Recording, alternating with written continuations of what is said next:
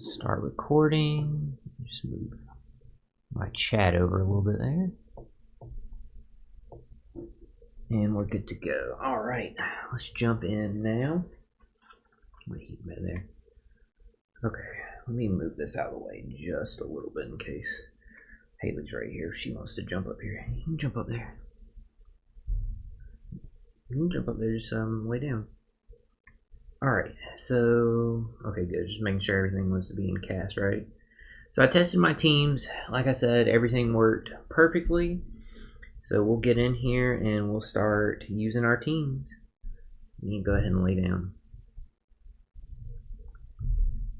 So since we got Kizaru, there's an increased multiplier on the slingshots and stuff like that. Not that it really matters. I'm only using these just to speed up like certain stages because, well, we didn't even get to speed up anything this time. But the most important thing about Kizaru with having him is our ship's wheel cards are guaranteed 100% to work. So that's going to make getting stamina refills super easy to do. As long as we get, to that right distance, then we're guaranteed to get one. No luck on the map. So 5, we can just go this way. Either way, we're not going to land on a treasure bird off of that roll. One away from this one. Yeah, all the teams worked like perfectly though. Give me 1 second, just grab like my napkin here. I got drool on my hand. Alright, good. We landed on a treasure bird, not just for the extra points, but I want to like at least show y'all like in the first run. I would like to show y'all like every team, so it's actually funny if those like failed. We can go ahead and fight York here, and I can show y'all how this team worked. Sorry, I had a little like. I gonna see like lint on my phone. It might have been cat dander from her because she's like she sheds a lot. So this team works exactly like I thought it would, like perfectly. You better not throw drool on like the iPad and stuff, because that's why I had to wipe my hand. Was she got like drool on my hand? So yeah, this first team works like perfectly. This is the one that we had to use like the non-boosted characters on, but there's a reason for that, and it's because like you'll see like how like strong, like well made this team is. So this was the team that we were running again, and you'll see here it works phenomenal. Like it absolutely like cooks York, and like all the gimmicks. Stop trying to bite me. I'm not going to pet you since you're trying to bite. I'll let you lay down before I pet you again. Just acting out, chat. Yeah, you need to lay down and I'll pet you. I'm not going to pet you when you're trying to bite. Alright, so first stage, just take them out real quick. She just acts pitiful, chat. Alright, so once you're on the second stage, let me just double check like here for the specials, the order of them. So yeah, Kizaru's EX you go ahead and use because you didn't need it like at all. It really only buffs or actually not really. It does only buff Kizaru, which is fine. Stop trying to bite. God, chat, this cat. So you want to do King first, then Cross Guild. So remember, King's going to remove your stun. He also gives you this color affinity that carries on into the next stage.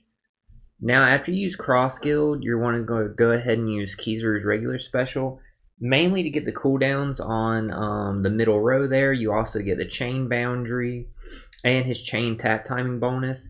With Cross Guild, we also got the target mark stats. That's just free damage later on. So you're going to go ahead and activate Cross Guild a second time, so that way we can get that wave clear there. Just kill the mob characters. So their health is always going to be 500,000, so Cross Guild's always going to take them out. And after you use Cross Guild the second time, go ahead and activate Carrot, so that way we can get the attack buff from her support, and we'll be ready for the next stage to bypass the defensive effects. So we can just go ahead and easily wax York here. Like I told you, like this damage is like no freaking joke on this team. So on the final stage, I'm gonna go ahead and lock this screen. I know what I'm doing here. So once you get to the final stage, you have York and Mob characters again. These ones have 1.5 million health. Again, her health will scale. The Mob characters won't. You go ahead and get the orb change and the base attack buff. And then once you activate their special again, it'll KO the mobs as well as give everyone Wano slots. Well, except King, because he had that like barrier there, which is no biggie. He still has a matching slot. So then you want to go ahead and activate Brook to remove the resilience. And then lastly, cross guild again, and you'll get chain boundary again. See, oh, Brook also buffs King's color affinity. So I forgot to say that. And Kizaru's threshold, or not threshold, Kizaru's territory was 3 turns, so it does carry into this turn. So we're good to go. And again, not worried about the damage at all. Easy, easy, easy. Very, very, very strong team to take out York. I definitely would say, obviously, like if you don't have the new Rare Recruit Brook or you don't have the new Super Evolved Zoro, in my opinion, this team is optimal. Like, this is the most optimal team that you could run for the damage, in my opinion. Again, I didn't pull Luffy, Zoro, Sanji. You might be able to work them in there some way, but just the way like the gimmicks are, I think this is just a strong, like, not just a strong team, probably the strongest team you can make without those 2 units.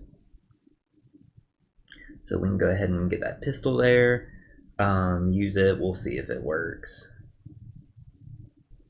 And we took out 1 enemy, so either way, it'll help speed this up.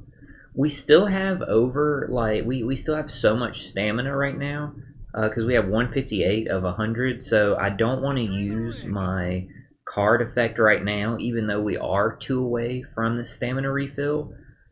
Just because, like, even if we got 50% stamina, like, it would max it. Like, I'd rather just save it. Like, you know what I'm saying, chat.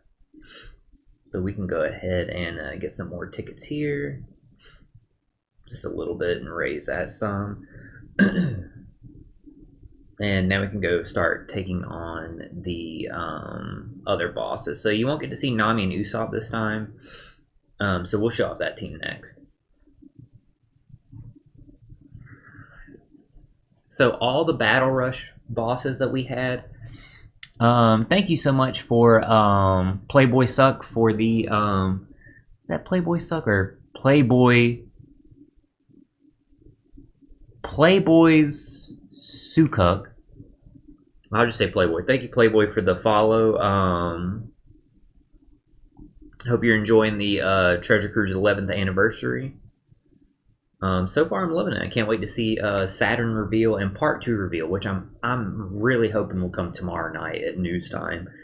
I'm assuming, because I would assume Part 2 is probably going to be for the Kazuna, and Part 3 might be the end of month batch. I don't know. We'll have to see. Part 3, honestly, if the way they space out Part 1 and Part 2, Part 3 could potentially be next month's treasure map batch, which is crazy to say, but I think the next treasure map is going to come a little bit quicker than this one does, because treasure map's usually in the teens for the month, and this month, obviously, it started a little bit like a week later since it's on the 21st. 21st or, yeah, I was about to say, I couldn't even remember the date. Thank you again, though, for the follow. We're now, I believe, 13 away from our 50 followers goal. So remember, chat, if we get the 50 followers goal before we finish Chocobo's Mystery Dungeon, then as soon as we finish Chocobo's Mystery Dungeon, we're going to go into the special 50 followers playthrough that we've been working on. So thank you, or not that we've been working on, the special 50 followers stream that I've like cooked up, like this special game we're going to play through once we get to there. So let me just go ahead and pop these specials real quick. Did I need to pop Croc? Yeah, because he gave us the chain boundary there. And then Luffy, like I said, he's just here for points. Once we super evolve York, we're going to replace Luffy with York. We still won't need like York special. It'll just be for like more points. again, not worried about the damage there. The buggies are going to do so much damage when we click on them last, but it's going to be a long time before we even need to click on buggy. So yeah, 13 followers away, so that's pretty exciting. Like, I'm really hyped. I was hoping we could get there before we finish Chocobo's Mystery Dungeon, so that way we could go into the special game I'm planning on playing through.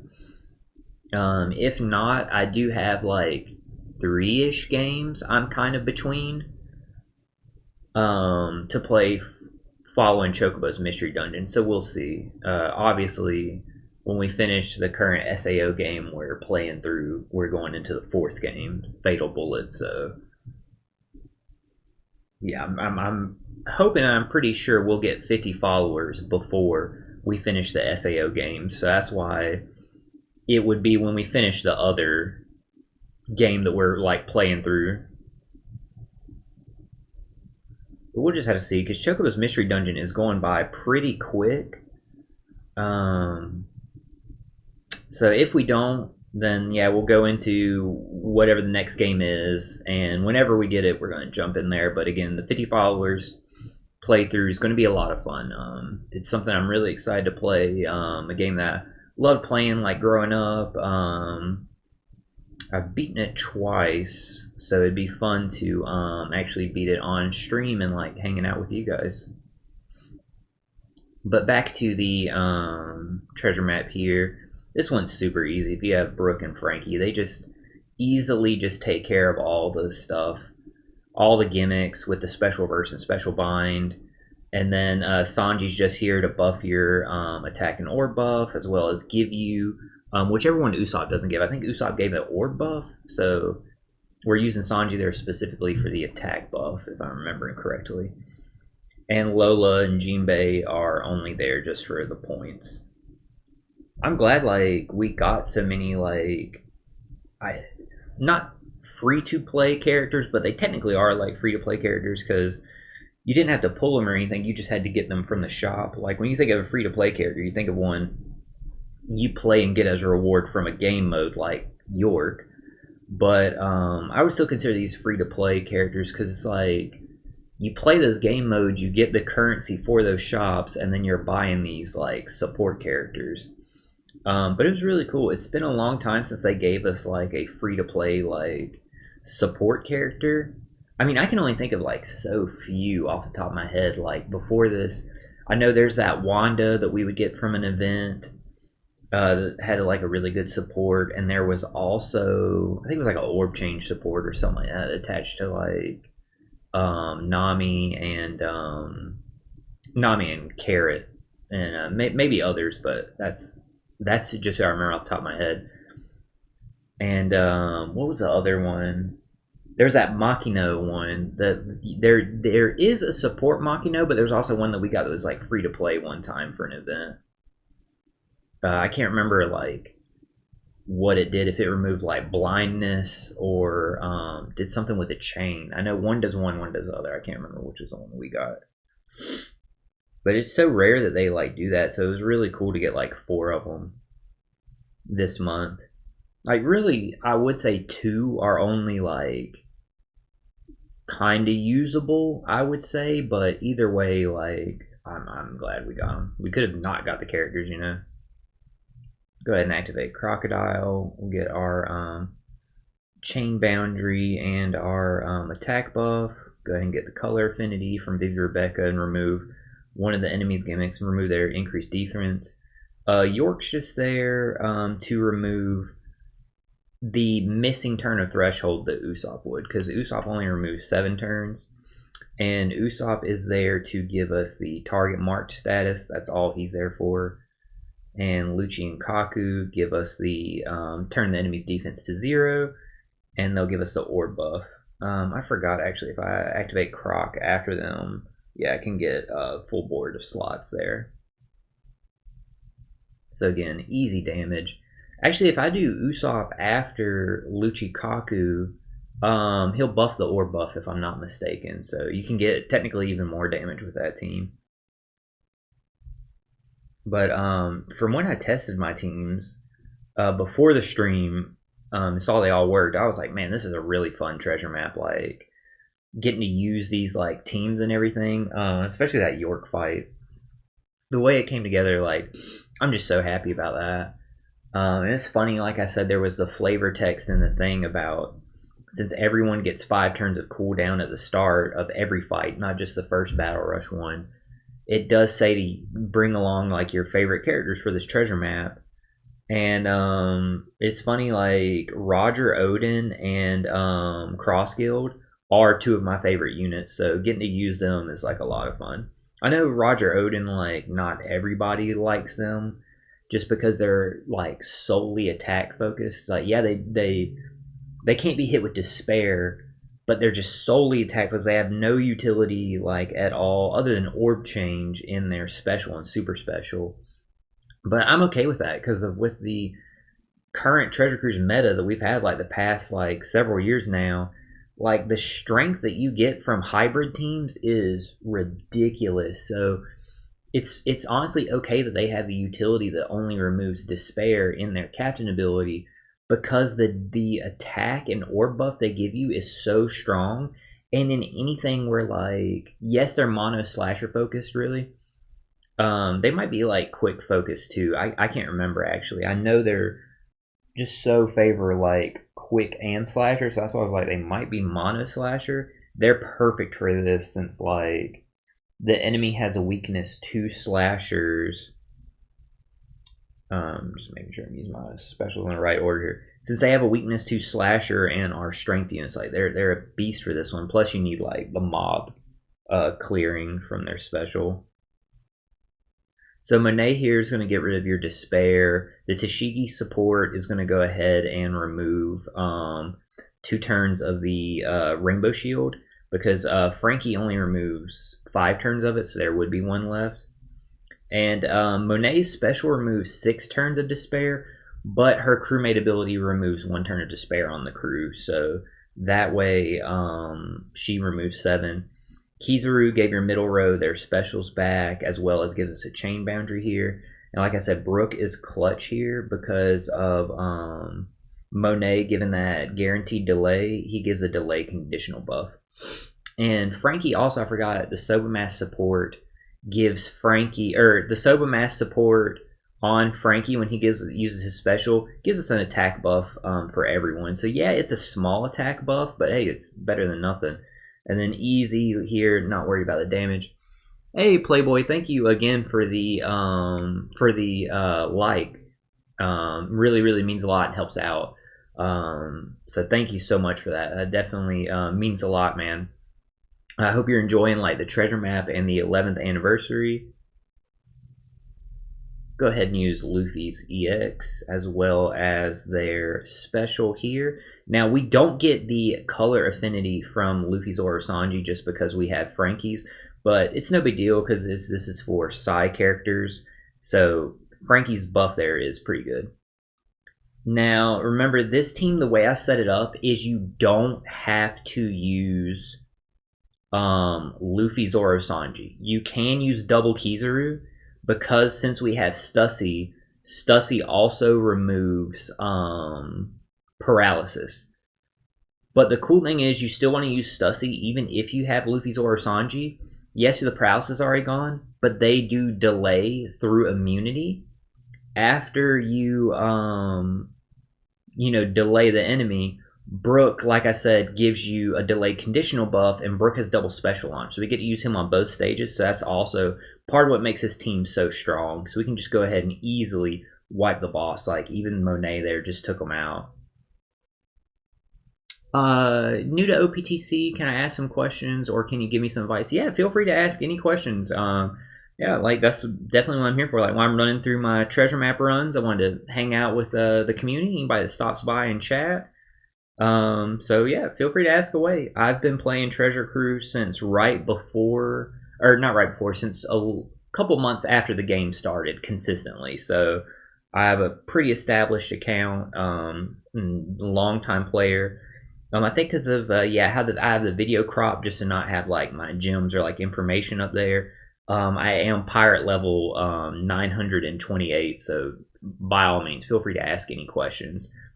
And if I can't specifically answer the question or give you advice for that specific instance, I can definitely let you know like what kind of resources there are that can help you out there. So by all means, ask away. And I hope you're enjoying Treasure Cruise. I love it. It's one of my, well, not one of, it's probably my favorite game. Like I literally log in, play it daily, and look forward to all the events. Treasure Map specifically being my favorite event, so that's why I always stream Treasure Map. Hokazu831. Hey, thank you so much for the follow, man. That means a lot. Hope you're also enjoying the Treasure Map. Thank you so much for the follow. That really, really, really helps out. And now I believe, if I'm remembering correctly, with your follow, now I believe we're only 12 away from our 50 followers goal. So thank you so much. Since you just followed, just to let you know, not only do I play Treasure Cruise, I also stream JRPGs and fighting games. So feel free to check out, stop by any other time. Also, if you're a JRPG fan, we're currently playing through Chocobo's Mystery Dungeon, as well as playing through Sword Art Online Hollow Realization. So, and in that one, we're actually going through all 6 SAO Gameverse stories lines. So if you're not familiar with the Sword Art Online video games, 6 of them share a complete story that diverges from the fight Kirito has with Heatcliff. So it's a unique story only to those games, and it continues across all 6 of them. So we're playing through all 6 of them in order to see how they go. New characters are introduced. It's a lot of fun. So it's really, really cool if you're a Sword Art Online fan. It's my first time experiencing it, so it's really, really fun. Let's see here. I like I pulled Gear 5 in the tutorial banner. Perfect. And also pulled the Annie Zoro. Who would you prefer? I've already leveled the Gear 5 Luffy. Who would you prefer? I already leveled the Gear 5 Luffy. Who would I recommend, like, who would I prefer, like, you invest in? Or if you've already leveled up Gear 5 Luffy, like, who do I think, like, you should, like, look for, like, pulling or putting like tomes in, stuff like that. If you have the Gear 5 Luffy, that's great. Like, that's definitely like a perfect character to have for starting the game. He's a beast. Don't super evolve him, and I 100% totally mean that. Do not super evolve him, because he's way, way, way better not super evolved, especially like, yeah, well, people will say especially early on, but even later in the game, because of him being able to bypass defensive effects. So absolutely don't super evolve him. Keep him as is. He's a beast, and especially like when you get the Psy Straw Hats early on, he'll make your Psy team like super strong, that you're going to be pretty comfortable going up against even like non-Psy content, at least like early on and stuff like that. After that, who do I think you should level up based off of? Hang on, just make sure I activate these in the right order here. Yeah, I can't play both because Zoro also have Gear 5 Luffy. Oh, when you say you pulled the 11th Annie Zoro, you mean the Luffy Zoro Sanji. Okay, I got you. My bad. Totally mistaken there. I thought you meant the, let me lower my mic. I see I'm redlining. Okay, there. I like dropped my gain a little bit. Sorry if it was like, just let me know if my audio gets a little bit staticky there. Sorry about that. I would say it depends on the situation. Luffy, Zoro, Sanji are very strong.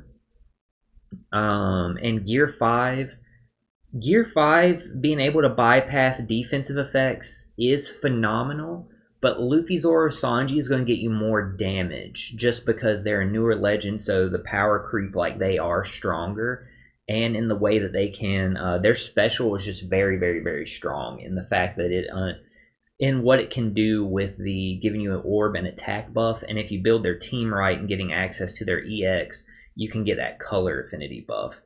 So they're going to get you a lot more damage, But if you know you're going against content that's going to have a lot of defensive effects, I would then go with Gear 5 in that situation. So it just depends on what you're running into in that fight.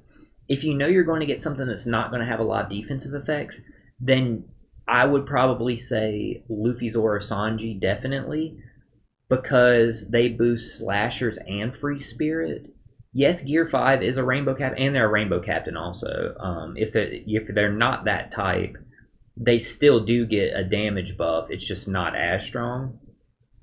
But just in general, their multipliers are higher. So I would use them unless you know you're going against content that does have a lot of defensive effects. A perfect example of that is this team here. Yes, like neither of those characters are on this team, but you see I'm using this carrot. This carrot is in my opinion, the best age character in Treasure Cruise history. Bypass defensive effects is so strong of an ability, and Carrot was maybe either the first or second character to have it. V1 Blackbeard I think had it, but I can't remember. I just really don't remember using Blackbeard like that. Yeah, Carrot's the one that like comes to mind like of first being like this is really strong, because knowing that this content has Threshold on stage 2, a barrier on stage 3, and Rainbow Shield on stage 3, and it's 10 turns of Threshold and 3 turns of barrier. 3 turns of barrier is pretty high. There's only a couple characters that remove 3 turns of barrier. So this just makes like this fight here going in it, if you don't have the specific characters and want you use for it, someone like Carrot or Gear 5 Luffy, someone that lets you bypass defense effects, it is really strong when you know the enemy is going to have a ton of defensive effects. So it just depends on like what the team, not what the team is, what the enemy is going to throw at you. Because there's some fights where the enemies don't really have defensive effects; they have more like debuffs. So that's when you would want to use something like Luffy, Zoro, Sanji, because they remove paralysis and I can't remember off the top of my head, was it despair? They remove something else other than paralysis by like a lot. But I would say in general, if you're not worrying about defensive effects, I would probably go with Luffy, Zoro, Sanji just for the more damage. Absolutely. So no luck there. Is there a guide or something I could go on which character I should use, which unlocked powers? For a good beginner's guide, like just starting out like the game and stuff like that, give me 1 second, let me...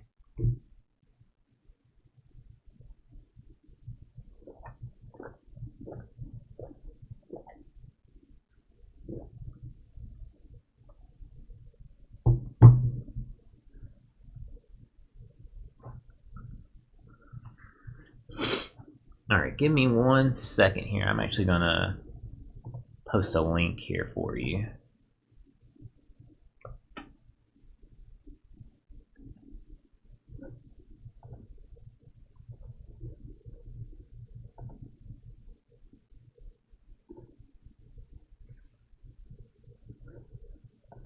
I know I look crazy because the camera's like really close there to me, but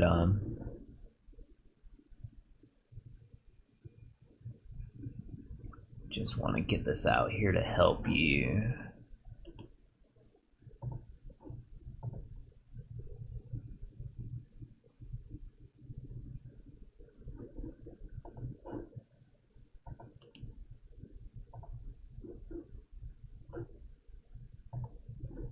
Alright, I'm going to give you 2 links here.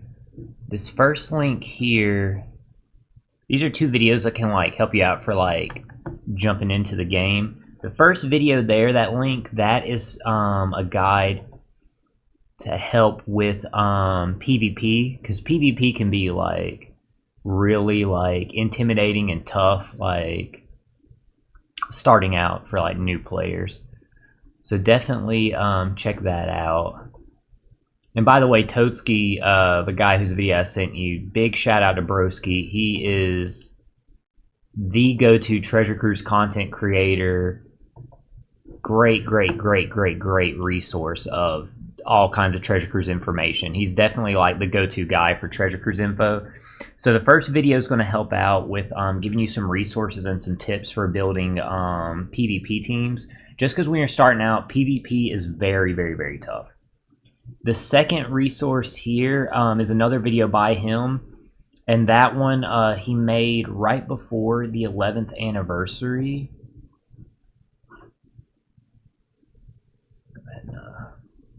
Real quick. Okay, cool. Right before the 11th anniversary, he made a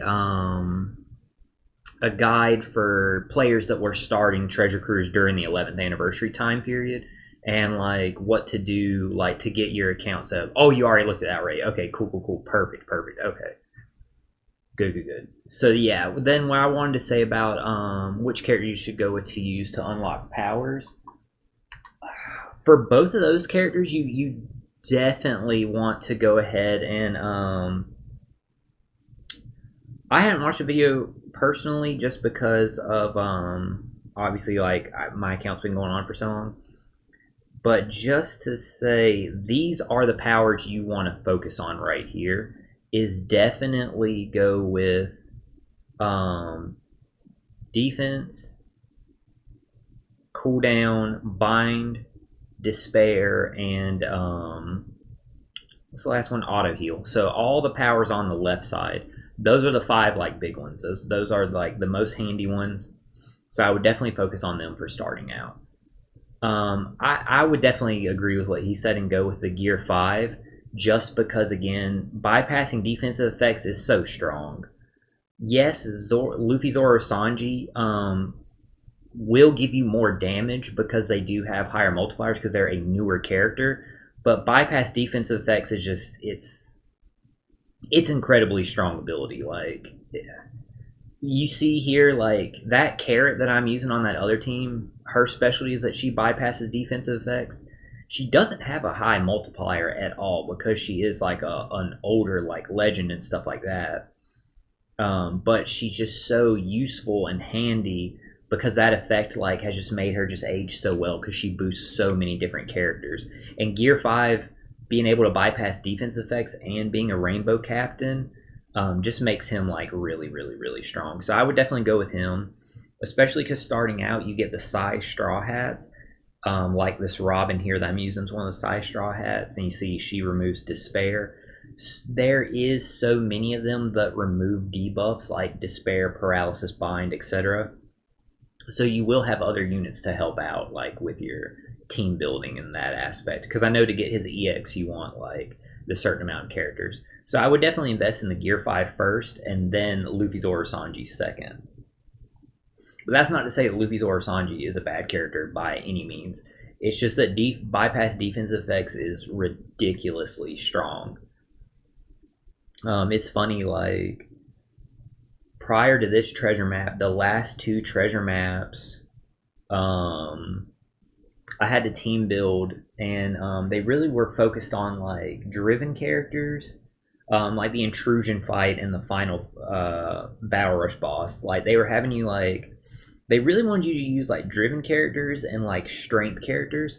And there's a strength driven like Blackbeard that is just, to me, he's underrated. I feel like a lot of people just think he's not good, but I think they're like underrating his special and like kind of like misinterpreting his special and stuff like that, because he's actually really easy to build for.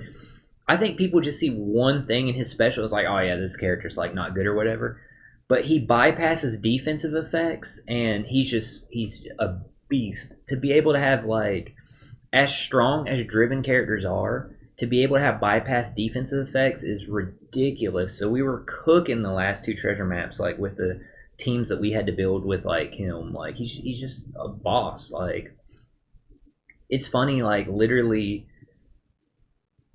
I can honestly tell you right now, I cannot remember, I really can't remember at all, a treasure map where I haven't had to use a captain that bypasses defensive effects at least once, just because like they throw so many gimmicks at you in at least one fight.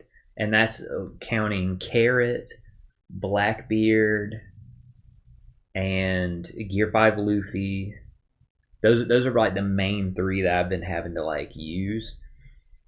I remember there was one where we used Atlas, and she only lets, when you use her special, she only lets her bypass defensive effects. So you would just, I had to chain all my damage into her and just make her be the final hit, so it did the most damage. I've never done that in a fight ever. Had all my damage rely on like one character be like my final tap, but it was all the buffs and everything we had. Like it was clutch. But yeah, that's just how strong that effect is. So let's go ahead and jump into this fight here. Should I go deeper in the trios banner, or should I go for Kizaru or Nami, or wait for the next part? I would say by this point, since the Blitz battle has ended, at least the ranking part of the Blitz battle, since that ended, the treasure map's starting now, and let me just, I'm pretty sure, since you say you're just starting, you're on the East Blue treasure map, correct? Like I'm running New World League, you're on East Blue League, right?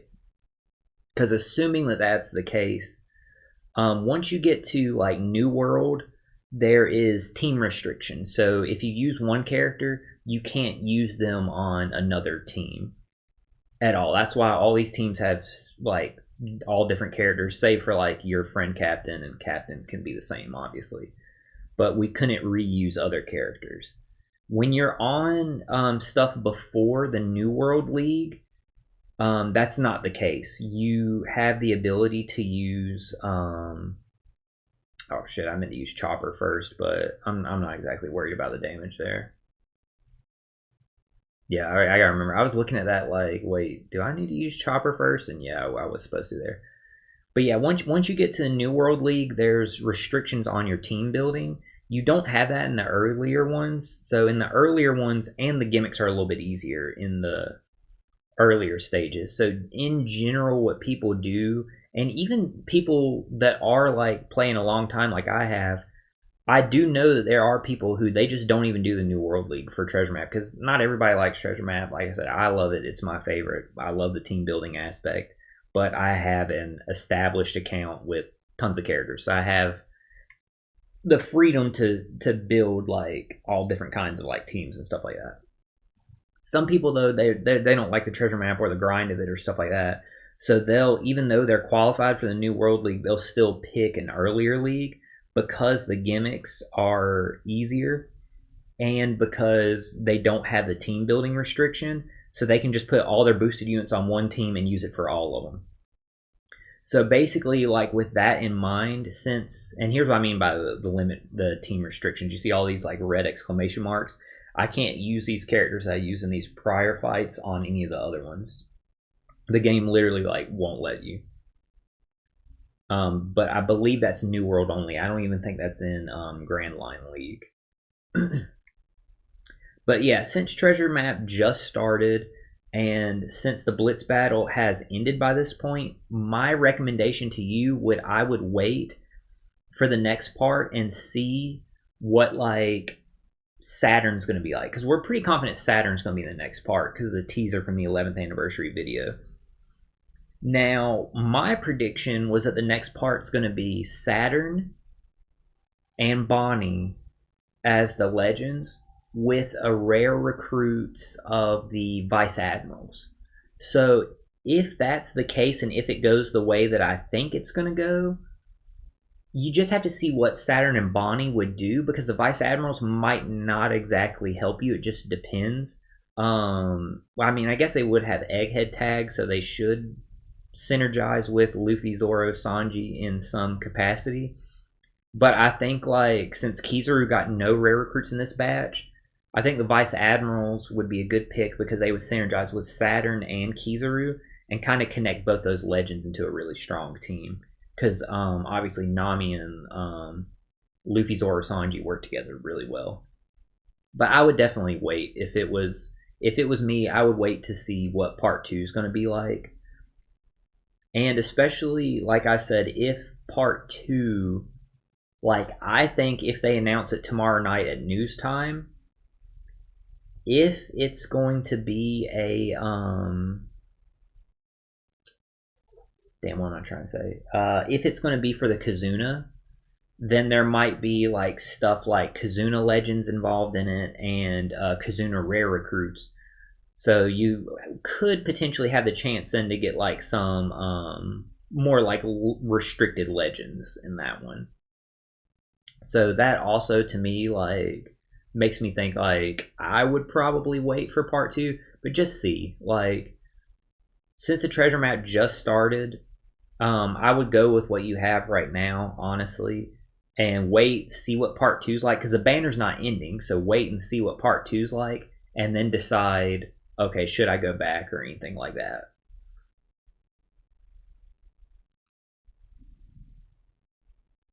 For me, for my account, just to like let you know, like kind of like my mentality on it, I only pulled for part one. I only pulled on the banner that guaranteed Kizaru. I got Kizaru on pull number 8, but the reason I did that one, yes, I didn't have access to. I couldn't get Luffy, Zoro, Sanji. I couldn't get Nami. For my account, Nami, I didn't want it all. Oops. Give me like 1 second here. I got like cat hair stuck right there on like my phone screen from Haley being over here beside me. I didn't want Nami at all on my account, for my account, just because like I just didn't think Nami was that good of a legend. Like she's really just a berry boosting captain, and she's a good complement to Luffy, Zoro, Sanji for like getting a super tandem or stuff like that. And she's good in PvP if you like build the right team for her. But I mean, other than that, like she just didn't like impress me. Not like how Kizaru did. And Luffy's or Sanji, the only reason why like I didn't go for them, even though I do absolutely respect what they bring to the game, in terms of being the only character right now that does a territory that is color based, not class based, and the ability to buff or to create their own attack, orb, and color affinity buff. While I do respect what they can bring, it's just that they just weren't as strong as Kizaru in my mind. Like Kizaru is he's really strong. He's potentially a top 5 character in the game, maybe. And I think he's only going to get stronger with the character tag system, because the more Navy characters we get, the way better he's going to be. Because if there's Navy characters, then he becomes like a full rainbow captain and stuff like that. But again, that's not to say like Luffy's or Sanji's bad or anything. It's just everything comes down to like what is your like character box set up for. And I would say for beginning and stuff like that, I would go ahead and wait for the next banner, see what it's going to be like. And honestly, this is literally like, just being honest, say just hypothetically, if it is Saturn and Bonnie, if they don't have anything like really good for your team or box or like stuff like that, they don't seem beginner friendly, I wouldn't pull them. I would just wait then. I would wait and even see what part 3's like.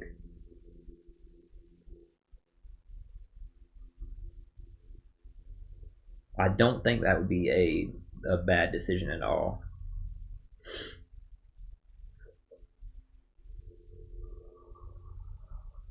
Okay, so Luffy, Zoro, Sanji here.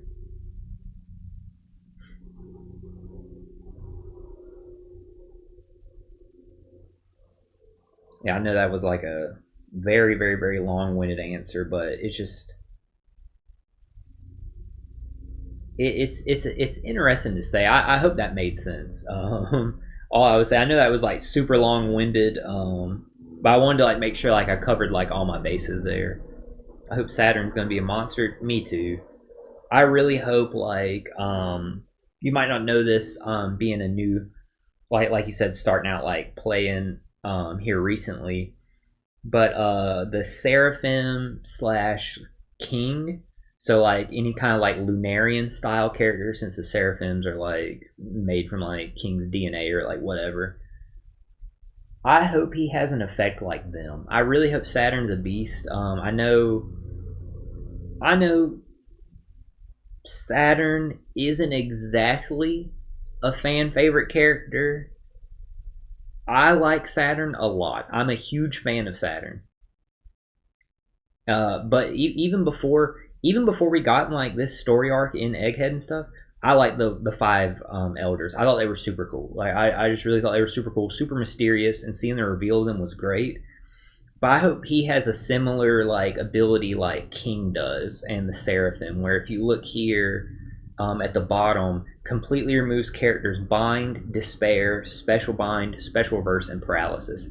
I literally hope he has that. Like I hope Saturn and the other five elders, when they get added to the game, I hope they just can't be hit with shit. Like I just hope everything just washes off them. They're like, yeah, anyway, like whatever. Because that to me like that kind of like fits like how they are.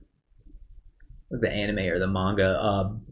I'm caught up in the manga. In the anime, it's funny. I'm not caught up in the anime because I only watch like 2 episodes weekly, and I've been doing that for like I don't know, like honestly, probably like a decade. And I'm in Wano right now. I haven't got to Gear 5 yet. Like I'm actually where King and Zoro are about to like have the end of their fight, and Queen and Sanji are about to have the end of their fight. The last episode I saw, Sanji starting to realize like, wait, my Germa powers are like activating, and I don't really like that.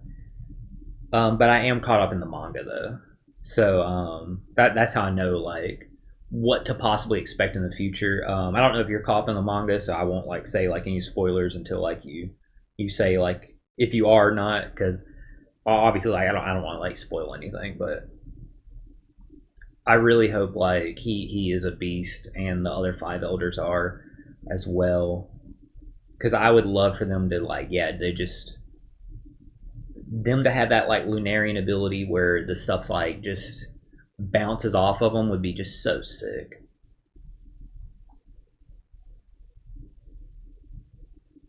All right, so fighting York again.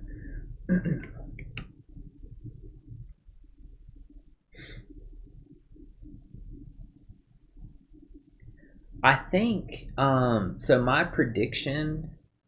Oh wait, I'll say this like once you let me know like if you're caught up to the manga, or at least like enough that you know like kind of what's coming up in Egghead, because I can give you like what I think my thoughts will be for part two. I already mentioned, but I can give you my thoughts for what I think part three of the anniversary will be. And again, these are just predictions, but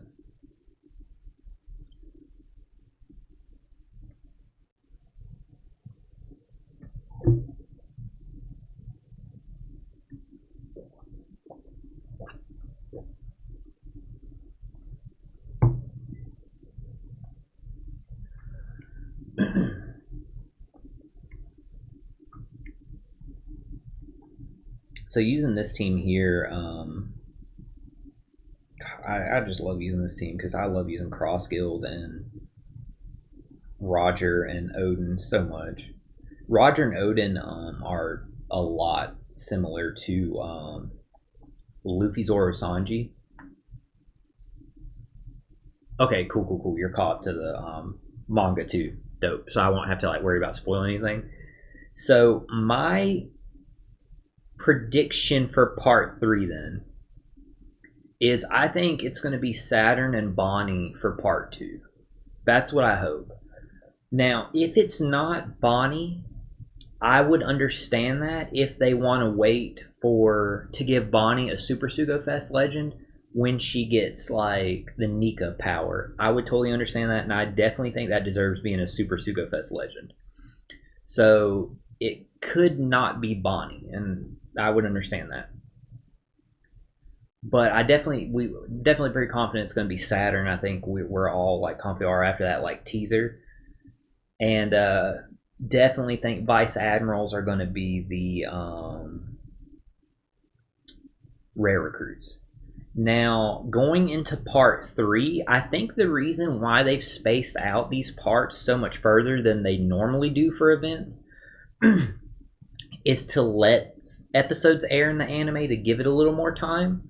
Because the thing is with Treasure Cruise, they will only go as far as the anime is. They won't like they won't do anything that's in the manga that's not in the anime yet.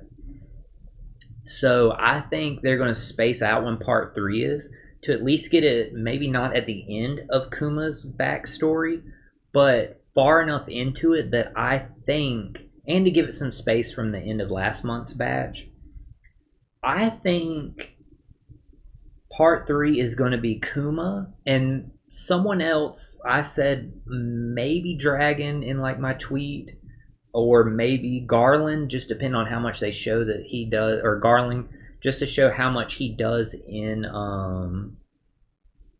the recap, or not the recap, just how much he does in the God Valley version of like the anime version, because he was shown in the last episode I did see on like Twitter and stuff like that. So depending on like how much like he actually does, can they get an attack album or stuff like that? Maybe he might be the legend, or if not, like I said, maybe finally Dragon could possibly be. But either way, I think it's definitely going to be Kuma, and I think the rare recruits could be my boy Eva, like a young version of him, and Jenny.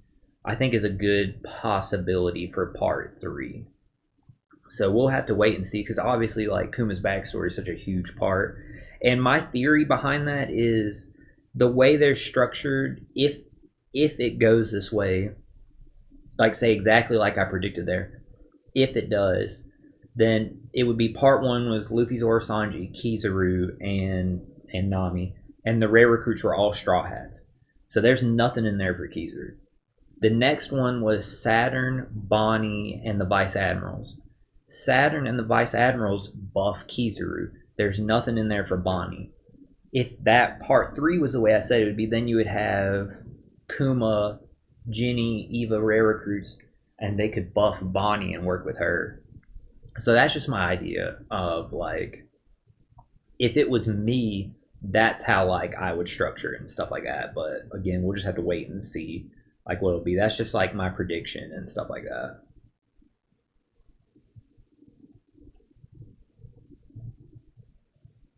Which way do we need to go here? Oh, we'll get there faster if we go this way.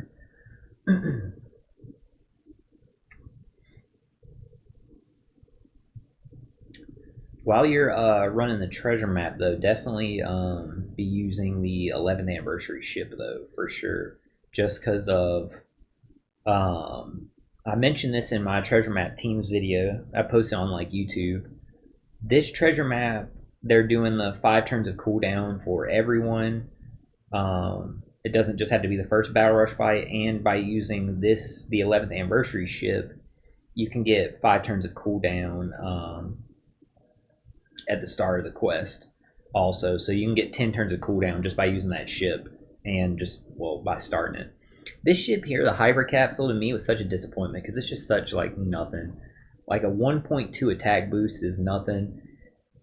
If they were going to give us a new like free to play ship, they should have at least made it like, you know, usable. And I had like the perfect idea for it, is they should have made it like 1.5 attack to everybody, and an extra 1.1 attack if the character is like has the Vegapunk or Egghead tag, something like that.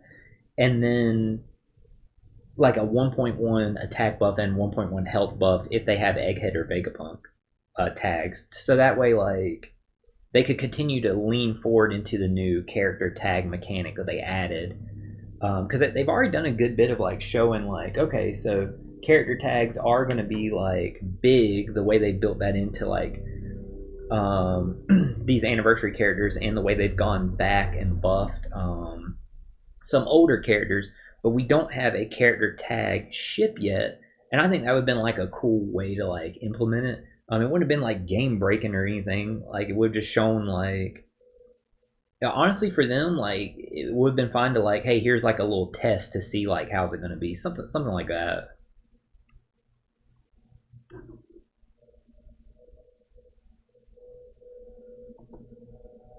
Sorry about that. I don't know why. I was so stupid, Playboy. I don't know why like the auto mod picked like Egghead as like bullying. Like, it picked it up like you were calling someone like an egghead. It's so stupid, but I went ahead, I allowed the message. That's so stupid. Anyway, Playboy also like to see Emmett Unit because he was seeing a lot of him in Egghead. Oh man, you're 100% right. I didn't even think about that. Man, I didn't even think about that. You're right. That's crazy. I totally forgot about Emmett. Like, yeah, he would be legit as a legend. He would be super dope. And dude, I didn't even think about that. And with how big he is, he would be perfect to like bring this like kind of mechanic back. This Frankie here that we're fighting, that character model of that legend Frankie, he actually has like this really cool like unique ability. And the legend Beji kind of has like a similar ability to it where if they gave that ability to Emmett, it would be so freaking sick. Basically, what they do is when you use that Frankie or Beji, it replaces all six of your units with just one like giant unit. Like it replaces it with a general Frankie, and you get buffs based off of like who you had. And if you use Beji, it replaces it with Big Father. And again, it's the same thing. Like you just get like different like abilities and stuff like that with it. Like it'd be so cool, like if you did that because Emmett was so huge and like he was like carrying Luffy and like stuff in there. It would make sense like for him to be a character if he had like something like that captain action where he just becomes like the big thing. That'd be so freaking sick. How can I like see his captain ability thing? Here it is. So you can see like here for Frankie like docking, and you see like there's a general Frankie like right there. So depending on your classes, you get different buffs, and see like all your units just instead are replaced with a general Frankie there. So that would make like to me like perfect sense for Emmett to have something like that where if he's like on your crew and you use his special or something, it just turns him into like a giant. Like he just takes up all your like spots there. Like that'd be so sick. Um, where's Veggie at? We're just picking Veggie here. Oh, it won't let me see like from veggies here, but you can see there where it says like he does turn into becomes Big Father. So yeah, it's like that would be so dope. Like they could easily do that, just have it turn to like a giant robot over there. But it actually makes me think like they could have done something similar like that with Lilith, because she could turn into like Vega Force One. But I definitely think it would be way cooler with Emet. I think that'd be like super badass. I totally didn't even think about like using him as like a character at all. Like I just totally like skipped my mind. So he actually got me like really excited about that because the stuff he could do would be super cool. Is main story the best way to farm rainbow gems? That's actually a really good question. I'm not 100% sure because I haven't done main story in so long. I think when you finish each one, you get I know you get like 5 to 10 rainbow gems for doing each one. And it's I will say this like it's super easy to knock out main story. Like you could probably finish it like especially if you have Gear 5 Luffy, mad fast. So you would get like hella gems for it. I would think the best way to farm rainbow gems would be I would probably go ahead and clear main story just because like those gems are just going to be sitting there if like until you do. So I would definitely like go ahead and knock out main story definitely to get them. It's ridiculously easy, especially like I said, if you have Gear 5, like you can cook. So go ahead and like definitely farm that. And then the best thing to do is I would go to the Chopper Man missions and just like try and like cross out those ones that say like challenge like this or like whatever. I can show you once we like get through here what I'm talking about. I can't even remember like what they were called. I know there's some like the harder ones I still haven't beat yet, like the Rumble Chopper Man missions, but I can show you in 1 second. now that we took out Brooke. Definitely, though, like I said, just good resources for like beginning info, or just info in general. Toadski's great. Another guy, Stump D Gotcha, he's great also. The Treasure Cruise Discord has great information. It actually has like a channel where you can just ask for help. And you get fast answers, super easy. Sometimes when I can't like figure stuff out, I'll just go in there and say, "Hey, does this like trigger this effect or anything, or will this support like work off of this?" And you'll get an answer like pretty quickly, I feel. These are the ones that I would think would probably be the best way to get is Chopperman missions. Mine say challenge, but yours might say different. Just because I think as you clear some, yeah, it won't let me see like prior stuff. I think challenge is only here because I've cleared the ones before.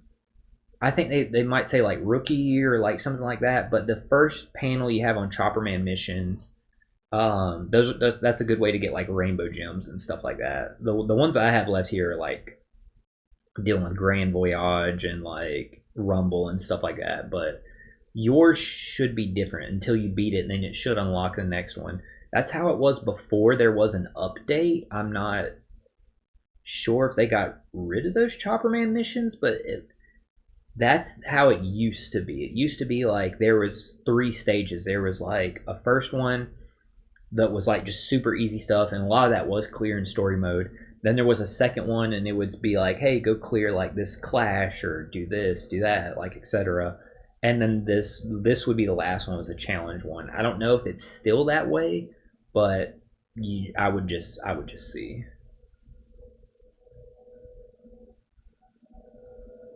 Like I said, it might be different in your game because mine does say challenge, but it could have, when there was the update that changed it to that, it could have auto like cleared all those and just gave me like a big dump of gems. Because sometimes like there will be big updates like that where they implement new missions in the game, and if you've already beat them, it'll give you credit for them in some instances. So, which is very helpful because they could easily like just make you like do this stuff again. Garp challenges are another way to get through get some rainbow gems. I'm actually still trying to clear up some Garp challenges I actually forgot about.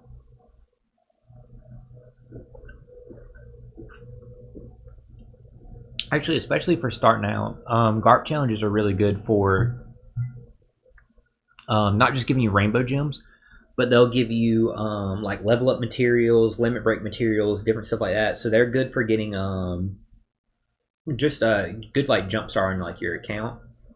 Now I will warn you though, Garp challenges are tougher. They're definitely a challenge, and they're tougher because it wants you to beat through like 7 stages, and it wants you to do it with full teams of every color. Now you should have no problem like with the Psy one for most of them. I know like the last 2 or 3 can be a little tougher, but with Gear 5 Luffy and Luffy Zoro Sanji, you should have no problem.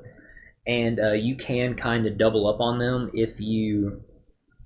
I know you can't exactly take them on the same crew, like you were saying, but you can use your captain as one and your friend captain as the other and be off to the races there that way.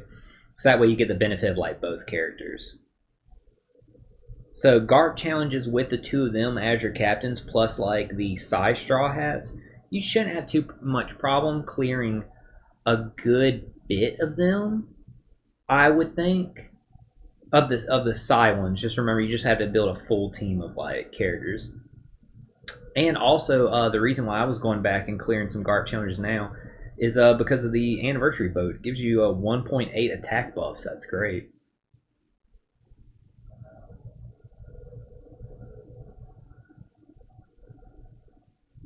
Okay, so you got. It seems like you got like a variety of like good units there. 1 second. Let me just KO them real quick. Kaido King, I love. Kaido King is very, very, very good.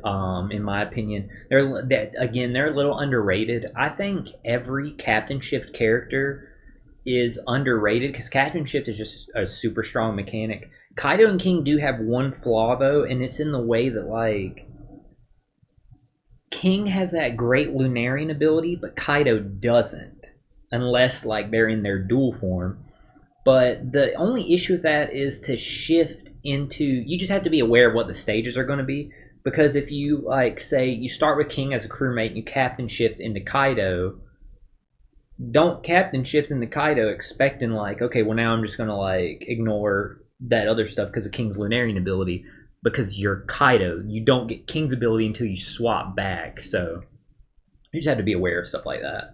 So as long as you're like paying attention to the stages, but their abilities and what they can do is just super strong because again they have the Lunarian ability half the time and when they're in their dual form. And with Kaido's side of it, you can get through. You can just beat resilience easily. So they handle a lot of stuff. Like they're a really good character. Carrot. Do you mean like Carrot, Cat Viper, and Dogstorm? That unit. That unit will let you get through Carrot and Dogstorm. Yeah. They let you get through defensive effects, but they're made in a strange way. They're made like the Treasure Cruise team. They've done this before, where they've like put something in the game and realized, okay, this is too strong, so they have to go back and kind of like nerf it or debuff it in some kind of way. They definitely tried like nerfing like the Sulong ability, which pretty much every Sulong character to some ability, to some way, has like bypass defensive effects in some kind of capacity or another. And they must have realized at some point how like actually strong that is, because they kind of nerfed like Carrot and Dogstorm like in their release. Like they like neutered them because they have like bypass defensive effects or something at if your health is over 85%, unless like you're in their dual form, then you bypass them regardless. But if you're not in their dual form, you have to be over 85% health. But they cut their health by 10% every turn. So like, yeah, it's strange how they made them. Like they're probably good in Kazuna because of, and I guess maybe Treasure Map because those are only 3-stage contents. Like as long as you're not doubling up on them, if you're doubling up on them, you're going to drop out of that 85% pretty fast. But they're an interesting character. I've pulled them from like a ticket, and I've never gotten the chance to use them. I was about to use them in a recent event. I can't remember what it was. Maybe it was like the PKA or something. I was going to use them recently. Actually, it might have been the treasure map to like bypass defense effects, but then it got to the point where I was like, nah, this is just not working out right. Trying to build this team because of how they are. So they're funny to say the least. Moon Knight Shanks, is that the Halloween one? I'm actually having like a off time remembering what he does at Halloween Shanks. I know he hasn't got a super evolution yet, so he will be buffed in the future. If it is the Halloween one, assuming by that like name. Ace and Whitebeard are. I don't have Ace and Whitebeard. They're the only New Year's unit I didn't get. I did get Sabo. I got Luffy. Ace and Whitebeard, they were the one that I didn't want, but I did know out of at least Sabo and Luffy. But I did know, okay, they're going to be strong as the game goes on. Like Ace and Whitebeard are going to age great, so that's great that you have them. And I say that because Ace and Whitebeard came into the game before the character tag system was added in, but they kind of have like a proto character tag system. They were kind of like the test, where they have that in their ability. It says like different effects if you use Whitebeard commander specials. As the game goes on and more of those Whitebeard commanders are released, they're just going to always be buffed and stronger. Like I was saying about Kizaru with more Navy characters coming in, he's just always going to be stronger. Ace and Whitebeard are always going to be stronger by having more Whitebeard commanders be released. So they're a great unit to have. And I believe they'll synergize well with both Luffy characters that you have. I can't remember 100% off the top of my head, again, just because I don't have them. But I do know like they're super strong character. Ace and Whitebeard are definitely great to have. Out of those four, I would say they're the best. Kaido and King, I would put second personally because I'm a big fan of what Kaido and King have. I think it was last treasure map. I was actually using Kaido and King because, again, as long as you're aware of what the stages are, you can make full effect of their stuff. So, like, I was using them to easily, like, get past resilience, use King's Lunarian ability to just ignore all, like, effects hitting me. Like, as long as you're aware of that, like, you're good to go. Let's check here. I think it's this Shanks.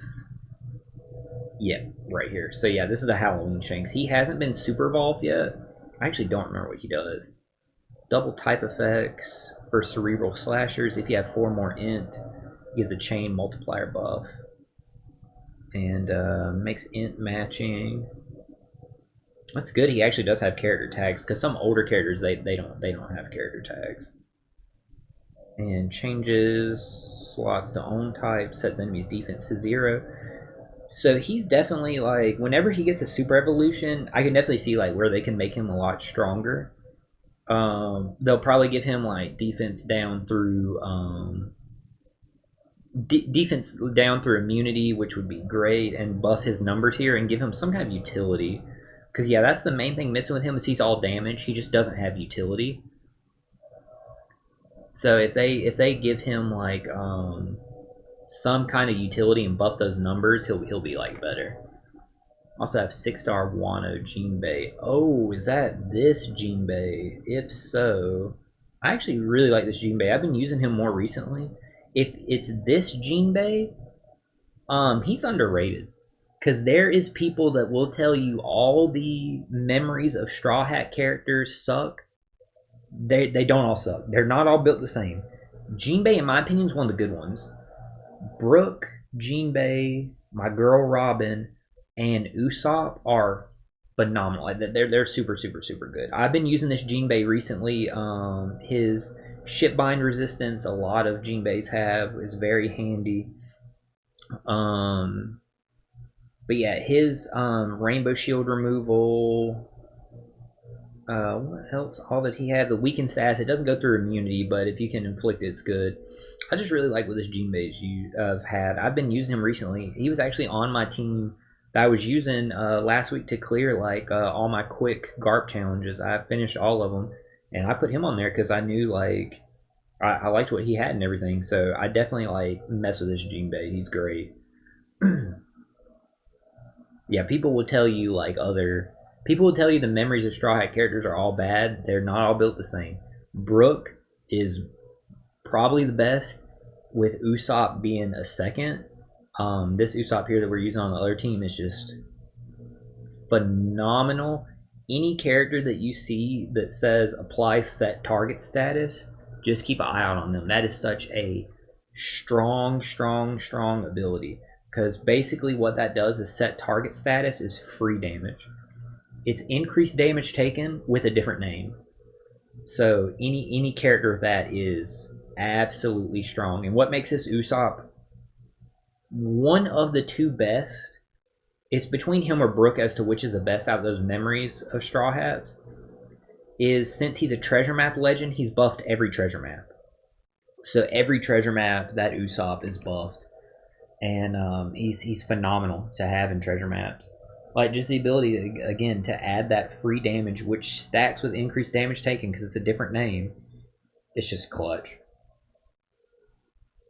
One of the old Navy characters that got a buff for Kizaru, because a lot of free to play like Navy Clash characters, they got like buffs to like synergize with Kizaru. I think it was the Fujitora maybe got set target status, and I believe he's the only free to play character yet that has set target status, and it's such a good ability. Like it's OP. Cross Guild, the team that the character we're using versus York that I said like I love using so much, has set target status, and they're just a beast, dude. Cross Guild is just so freaking good. I wish I had Legend Shiryu, because his Legend Shiryu is just so freaking sick. I would love to team him up with like that strength Blackbeard legend, and he has set target stats also. He's a beast too. He's one of the legends I don't have that I want the most, honestly.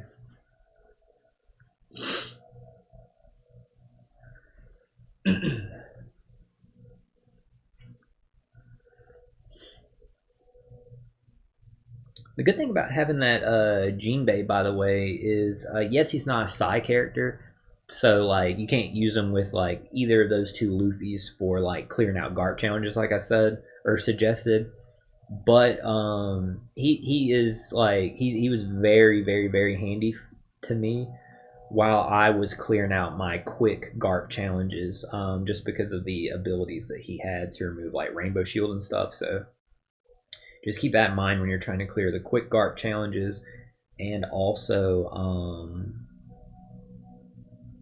if you're not doing Garp challenges, if you're just like trying to clear story mode or like old clashes or coliseums or stuff like that, it's a Jinbei character, so he's a Straw Hat, so he will trigger depending on which of those Luffy's you're using, Gear 5 or Luffy's or Sanji, he'll help trigger their EX. So he's a great character to have like in your back pocket.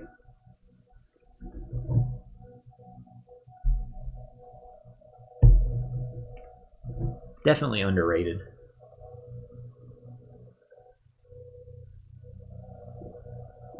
Honestly, he wouldn't be so underrated if his name wasn't Memories of Straw Hats like Jinbei. And it's because the first three Memories characters were so bad that they just set such a bad precedent. The Dex Luffy Super Evolution was just the Dex Tandem Luffy Super Evolution was like, what the hell? Like, it just wasn't good.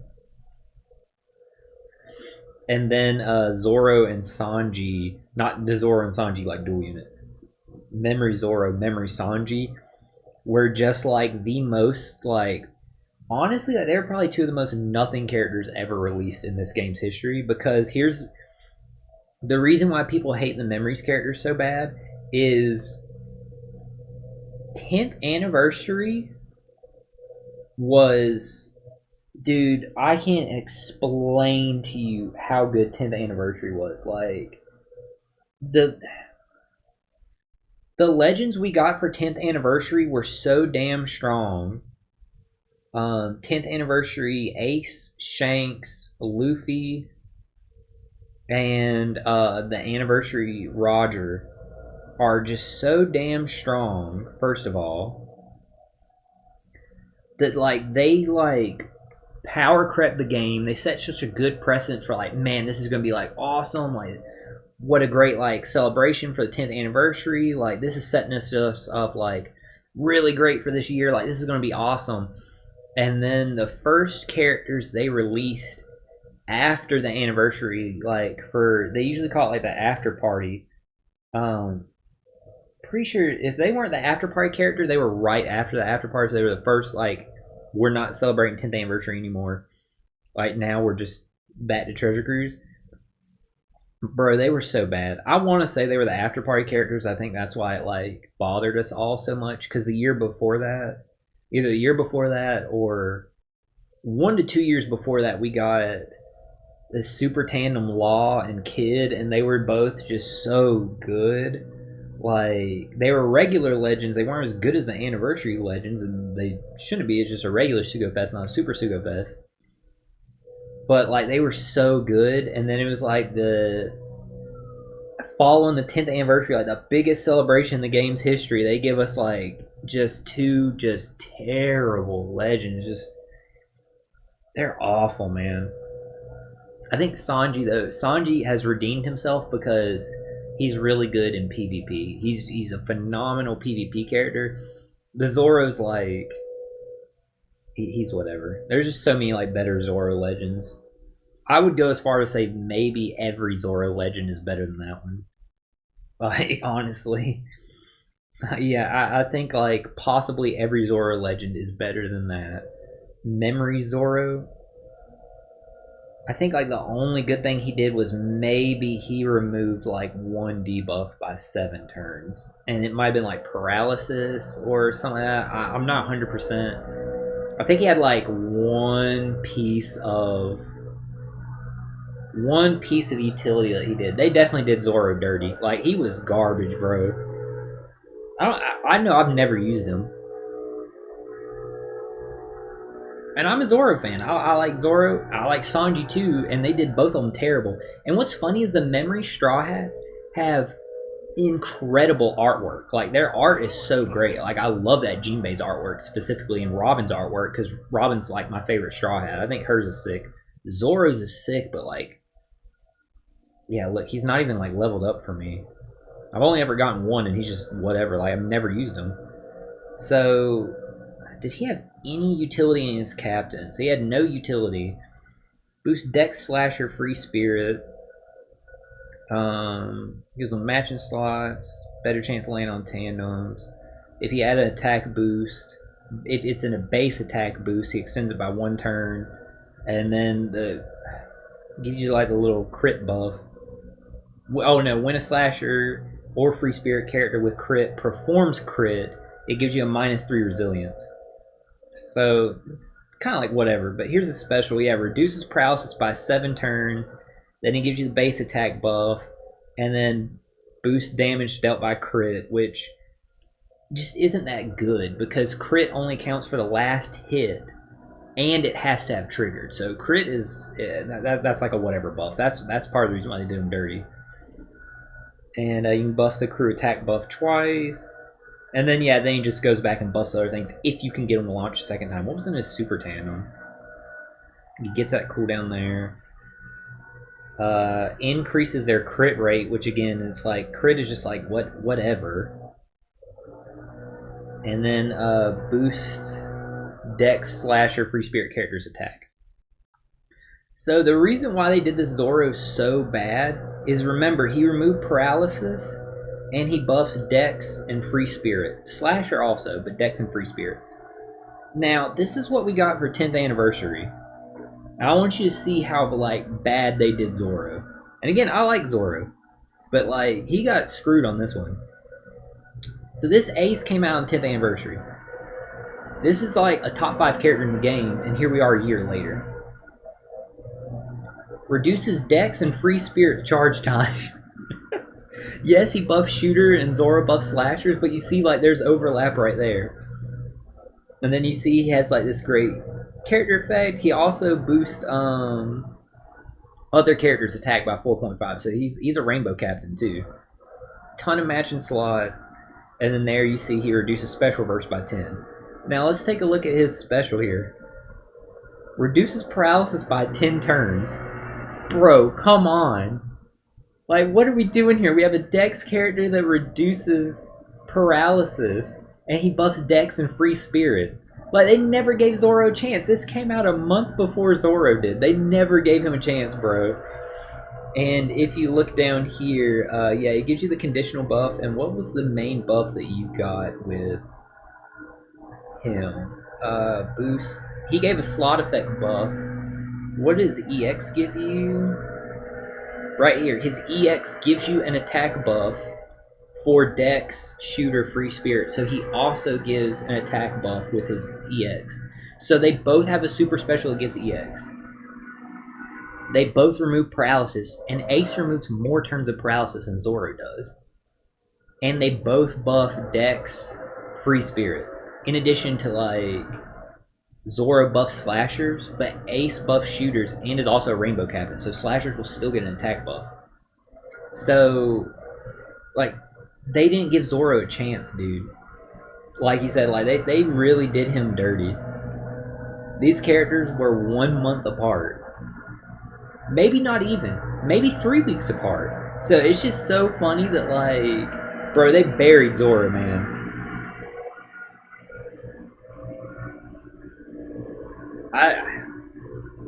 It's so funny. Yeah, this is the Marine Ace. The one that has, like, funny enough, like a year later, great synergy with Kizaru. It's like they were made to go, like, hand in hand. But it's so funny, dude. Like, That's honestly what made like Zoro the most like nothing character like this game's like ever released. I swear, dude. It's so funny. I think the only character that was ever like less valuable was Page One, dude. Page One had a terrible release. He's a Rumble legend, and I'm not a big PvP person, so I don't know the full ins and outs of Rumble. I know like more now than I used to and stuff like that. But I just know everybody immediately, like when they saw like what Page One did, they were like, "This is a terrible, terrible PvP unit." Like, why would you ever like? Why would you pull for him and then put him in PvP? Like the thing he was made for, he wasn't good at. So it's so funny. Like Zora and Page One are definitely two of like the flattest like releases I've ever seen of like what the heck? Like just buried a unit, dude. Let's go ahead and clear this stage. And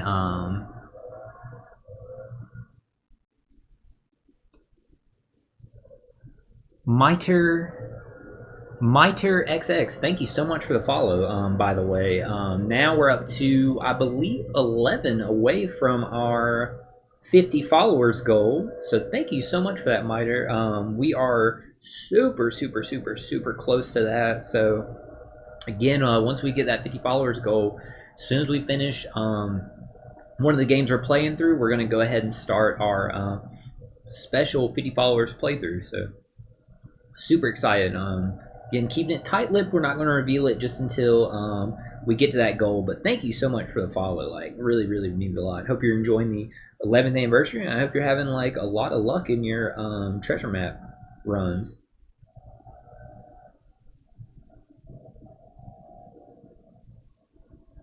Yeah, Playboy, I hope all the information I'm giving you, I hope it does help and is answering some of your questions. I'm trying to do the best I can there. Sorry about that, chat. Just trying to like move my water bottle closer, and I accidentally almost dropped the coaster on the ground. That's what that loud noise was right beside it. Sorry about that. EX Super. EX Super is it's the same thing as a super type or super class, but it is it triggers both. So Luffy, Zoro, Sanji should have that. Well, it triggers more than one. It doesn't necessarily trigger both because, like, when you super evolve, if you super evolve Gear 5 Luffy, his EX is all colors. So, like, if you see here, if you meet the requirements for Roger and Odin, for example, their EX super, if you just focus on the bottom line here, you get super quick and super slasher. So that's the difference. That's just what EX is. It triggers multiple effects, or multiple, either super class, super class, super type. So see here for like Kizaru, changes decks into super decks, shooters into super shooters. So that's what EX is. Versus like, say for example, Sanji here, who we were about to use, Mugawara 56 Sanji. He's only super type, so you see changes Psy into super Psy. So Gear 5 Luffy, he has one for like, I believe Psy and Free Spirit. It might be Psy Free Spirit Fighter, I'm not sure. But yeah, it's any like it's the same thing as like a super tandem, or not a super tandem. Sorry, it's the same thing as a super class or super type, but it triggers either a minimum of 2 or more. Some trigger like 2 super classes. Some trigger multiple super types. It just depends. Most though, I would say most of them are one of each. Most are one class, one type. But you do get different ones. And the difference between EX also and Super Tandem and Super Class is some, not all, but some EXs can be triggered if the character is a crewmate. A perfect example out of like the new characters is that Nami. That's why she's a good complement to Luffy, Zoro, Sanji. Is she can trigger her super class, or her EX super, I mean, as a crewmate. So that's another difference with EX. Not all can be triggered as crewmates, but some can. Looks like Asta woke up. Probably from when I dropped that coaster. Yeah, I'm really glad to hear also that it, like you said, it absolutely helps. It is no problem at all. Like I said, I love Treasure Cruise. It's my favorite game. I've been playing it very close since the start, and I love to help like the community grow and stuff like that. That's why as soon as I got my capture card, because I had been streaming for almost a year before, just from my PS4, because you can broadcast from your PS4, and I've been using the camera on the PS4 to stream. But everything came together right a couple months ago, where the camera I was looking for, the microphone I was looking for, and the capture card I was looking for, they were all kind of on sale around the same time. So I was able to pick up like my full kind of like streaming kit there for like $9,500, just from catching those like great sales and stuff like that. And I knew as soon as I got the capture card, first thing I was going to do was like, this is awesome. It gives me the ability now to stream whatever game from my PS4, but also like stream from my Wii U, stream from like any of my other old consoles like my GameCube, my N64, stuff like that. But also stream Treasure Cruise. So I'm really excited about that. Hang on 1 second, chat. Bear with me 1 second. I see you, Miter. I'll get you in 1 second. My cats are actually fighting. Hang on.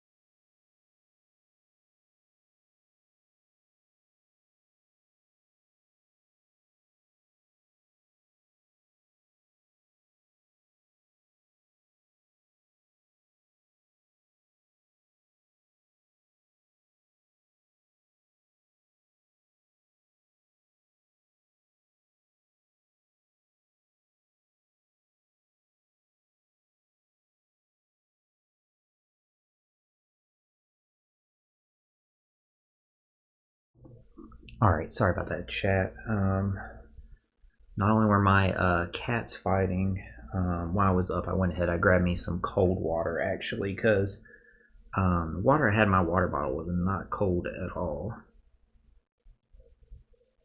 sure my connection was still working there. Okay, let me jump back in. Hey, Haley. Oh, actually, I got a napkin right there for my nose. Let's see. Miter, and hopefully I'm pronouncing your name right. If I'm not, just let me know. I can work on that. Sorry about that. Do you have any tips? I'm new to the game. Currently doing the treasure map and the main story. If you're new to the game, I would absolutely, like I was just telling Playboy a little bit ago, main story is a good way to, I would think, go ahead and like get you some. The main story is a good way to definitely go ahead and like get you some rainbow gems. So I would definitely like keep doing that. If you're new to the game, you're probably doing treasure map in the East Blue League, which is good because you don't have like the character restrictions. So I would put all your highest boosted units on a team and use that to clear all of them. Help you get through the treasure map easier and most efficiently and stuff like that. I see Playboy there says there a reason why some characters in my list are glowing yellow. The reason why they're glowing yellow is because they're boosted. So if you're in treasure map crew and building your team, and this will help like both of y'all. If you're in the treasure map like crew screen, if you see any characters glowing yellow, it's because they're boosted. And if you like let it sit there for a second, like look, it'll actually show you the point value will pop up to show you how much they're boosted. So if you're in the East Blue League, I would just throw like whatever my like highest boosters are that I could fit on a team. Make sure like that they at least like fit together any kind of way, and you should be off to the races because the gimmicks aren't as like strong on like those or aren't as like harsh on those stages. So I would that would be my first recommendation to help both of y'all with like treasure map, but specifically for like Miter's question, I would just put like my most boosters for like running through the treasure map, and then for the main story, you should be able to easily knock it out. Depending on what your box is, it shouldn't be too much. Didn't have too much luck with the anniversary. Did 20 pulls on part 1. Got 3 Namis and nothing else. So 3 Namis are good, but I wanted Kizaru. Yeah, Kizaru, he in my opinion, Kizaru was the beast out of that one. But with having Nami, if that's who you got, like I would definitely be running Nami as a captain. Would be a good recommendation to go ahead and like help you like farm those berries, because she is the best berry farming captain in the game. So I would definitely like run Nami as your captain, and if you're running her, then it'll make it easy to get like the 4 times berry buff. If you're using the 11th anniversary ship, which you should absolutely be using until it's not boosted, you'll get another ×2 added that, so you'll get 8 times the berries, and that's not even counting if you're using like 2 Namis. So that'd be a big recommendation, because you need the berries obviously to level up your characters. And you can see here like from this screen how these characters are glowing yellow. It's because I'm in the treasure map. They are boosted, and you see it'll cycle through. It'll show like their levels and max special level. We see there like 1.4 on York. That'll be how many like points boost she's giving me, and then you see the total boost there at the bottom.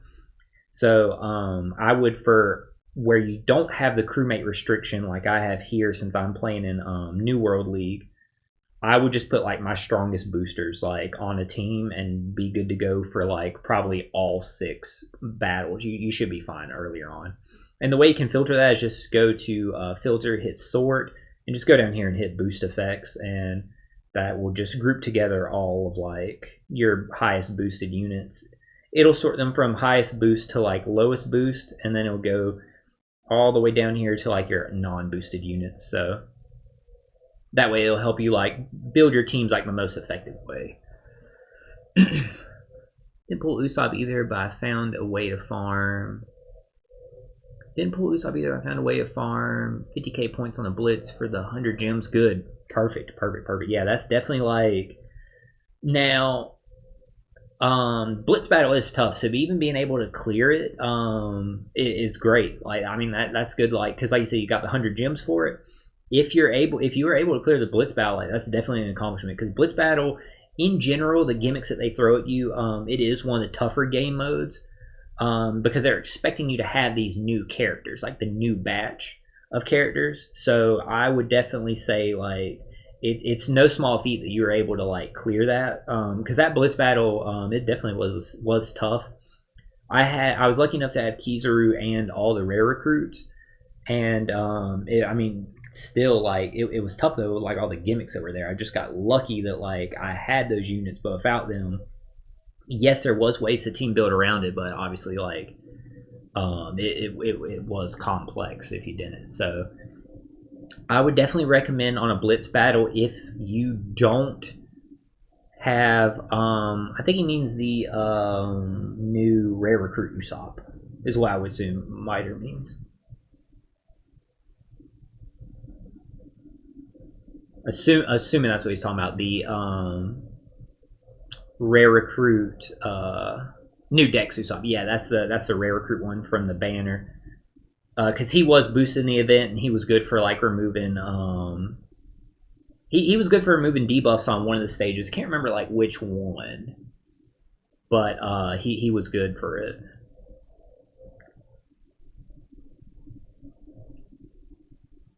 And my recommendation for both of y'all going forward, if they're when the next blitz battle comes up, if you don't have the boosted units or you didn't pull or whatever, like you don't have like whatever this batch is that the blitz battle's made for, never go past 50k points. Don't stop at 50k, because the rewards after 50k, like they're not worth it unless you have the boosted units, because you're getting your points so much faster. Don't go past it unless you have like the if you're able to get there, and that's only because 50k is where it stops like you getting gems. Like after that, it's just like extra stuff. Not that they're like bad rewards or stuff like that. It's just that you're better off just stopping there if you haven't got them yet. Go ahead and pop Crocodile here just to get the full board matching. And you say you use Robin and Jinbei instead of him. Robin and Jinbei are a beast unit. They are so good. When they first came out, it is so funny, man. When they first came out, so many people thought like, man, this character is not good. This character is like, this is not a good unit. All this stuff. They was talking that hot trash about Robin Jinbei. And I'm telling you, chat, I swear to y'all, in 3 months' time, if that, dude, the whole opinion of Robin Jinbei completely shifted over. Everyone's like, whoa, this is like one of the best crewmates you can have in the game. Like, what their special does and everything, like, the way the debuffs they remove and stuff like that, they're so freaking good. And the fact that they are Robin and Jinbei, they're Straw Hat characters, they fit into so many different EXs and, like, requirements for EX or super special or I mean super tandem and super class. They're just so strong. Like they're so great. Also, another thing about them is that they are Dex Int. There is such a like pool of Dex Int cerebral dual units that you can make like. It's funny, like the teams you can build with Dex, Int, Cerebral, dual units. Like it's so funny. Like that's such like a heavy focus that it's really really funny.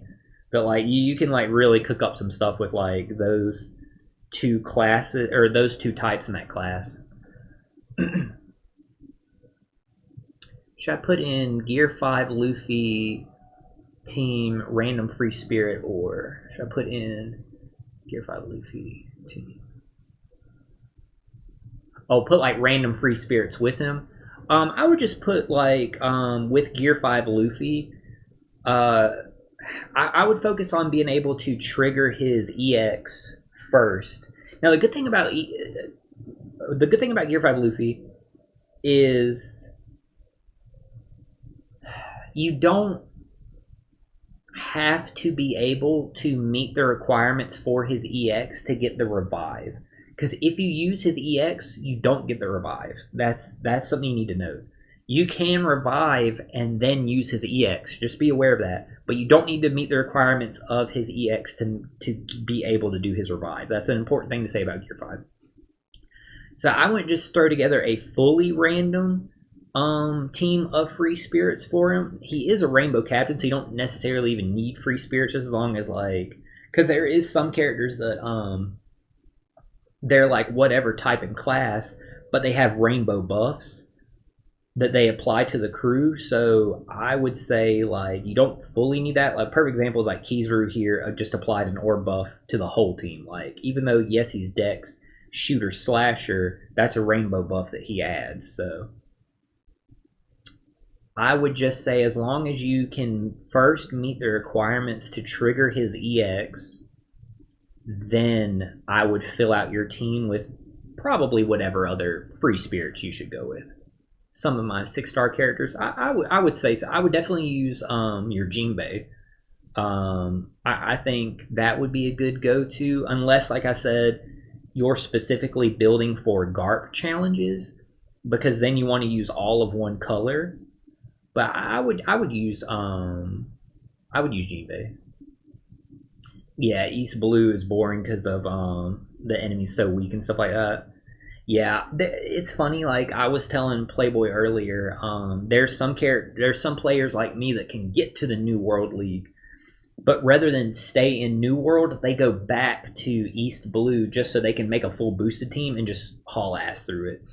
I'm like you. I find like that boring, just like clearing through a character like without any kind of strategy or like whatever, just getting through it. Then it definitely feels like a grind. Like this doesn't really feel like a grind to me because I worked so hard like building these teams and like figuring them out, like the synergies and stuff like that. That challenging these tough bosses, like I really enjoy like that aspect of it. But if you can like keep knocking out through it, then you can get promoted to the next league, so you can go to Grand Line and then eventually New World if you choose to. So each treasure map should get better for you. What I'm trying to say. But yeah, Playboy, I would definitely use some of your 6-stars. Let me go back to your prior comment just real quick to just refresh my memory on the legends you had other than Shanks, Carrot, Dogstorm, Ace Whitebeard. I'd probably throw Ace Whitebeard on there. Ace Whitebeard and Jinbei should... Let me just double check one thing real quick.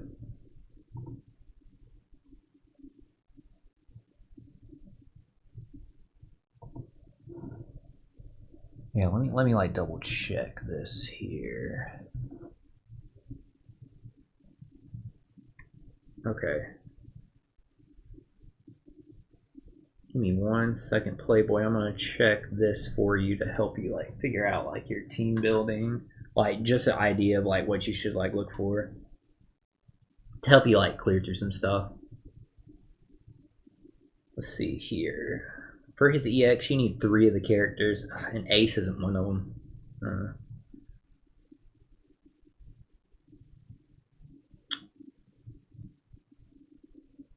Let me refresh my memory real quick on what Ace Whitebeard does real quick. So let me like just double check the banner real quick. Come on, where's Ace Whitebeard?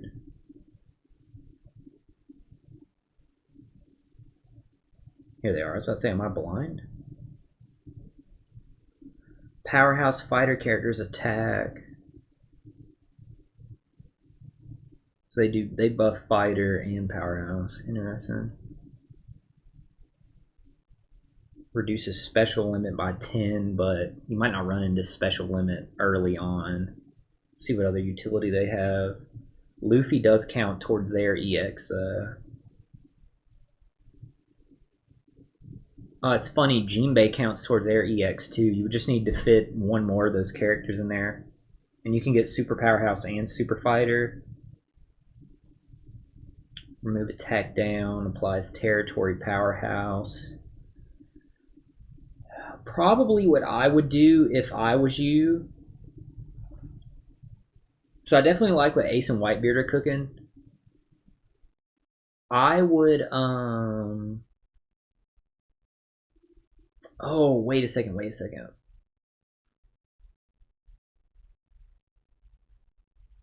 I totally didn't even think. Your second comment there still had the EX. That just reminded me, is their EX triggered by, where was it again? Can this launch as crewmate?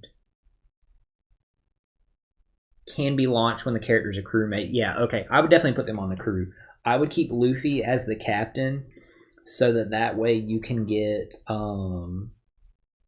Luffy's like the benefits from Luffy, because you're probably not going to run into special limit loot use early on in the stuff you're dealing with, like if you're trying to clear through story or clashes or stuff like that.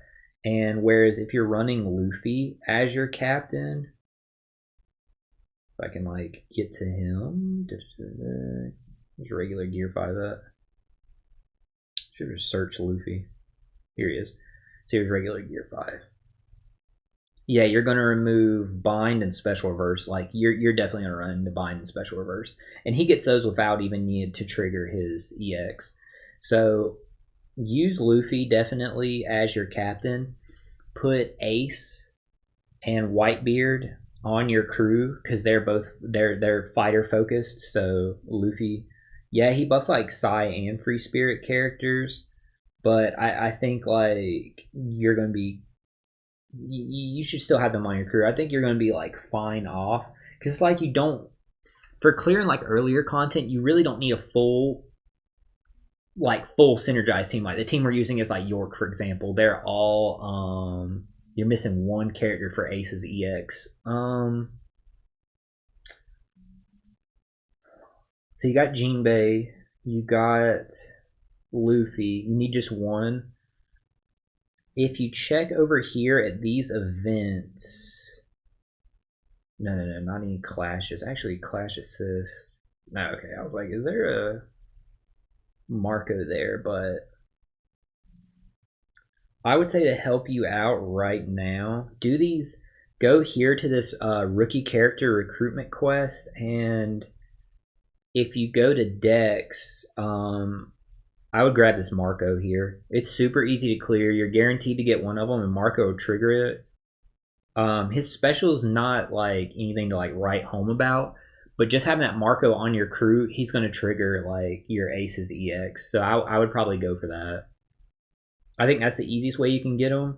And having one character, like yeah, he's going to take up a spot on your team, but it's not going to be that big of a deal. Just check and see like if there's any of these other characters would trigger Ace or Whitebeard's thing. Doesn't look like it. Well, here's one with Fosa. Let me see, like, I mean, not Fosa, Vista. Let me see what this Vista does if he's better than Marco. Change slots. Let's say mashing delays enemies.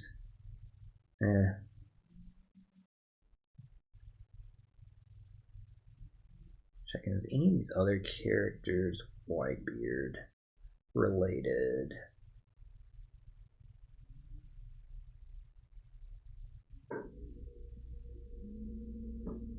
Yeah, it looks like that Vista and Marco are your best options.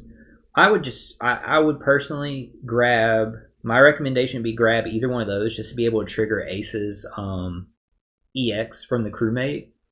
So that's what I would do.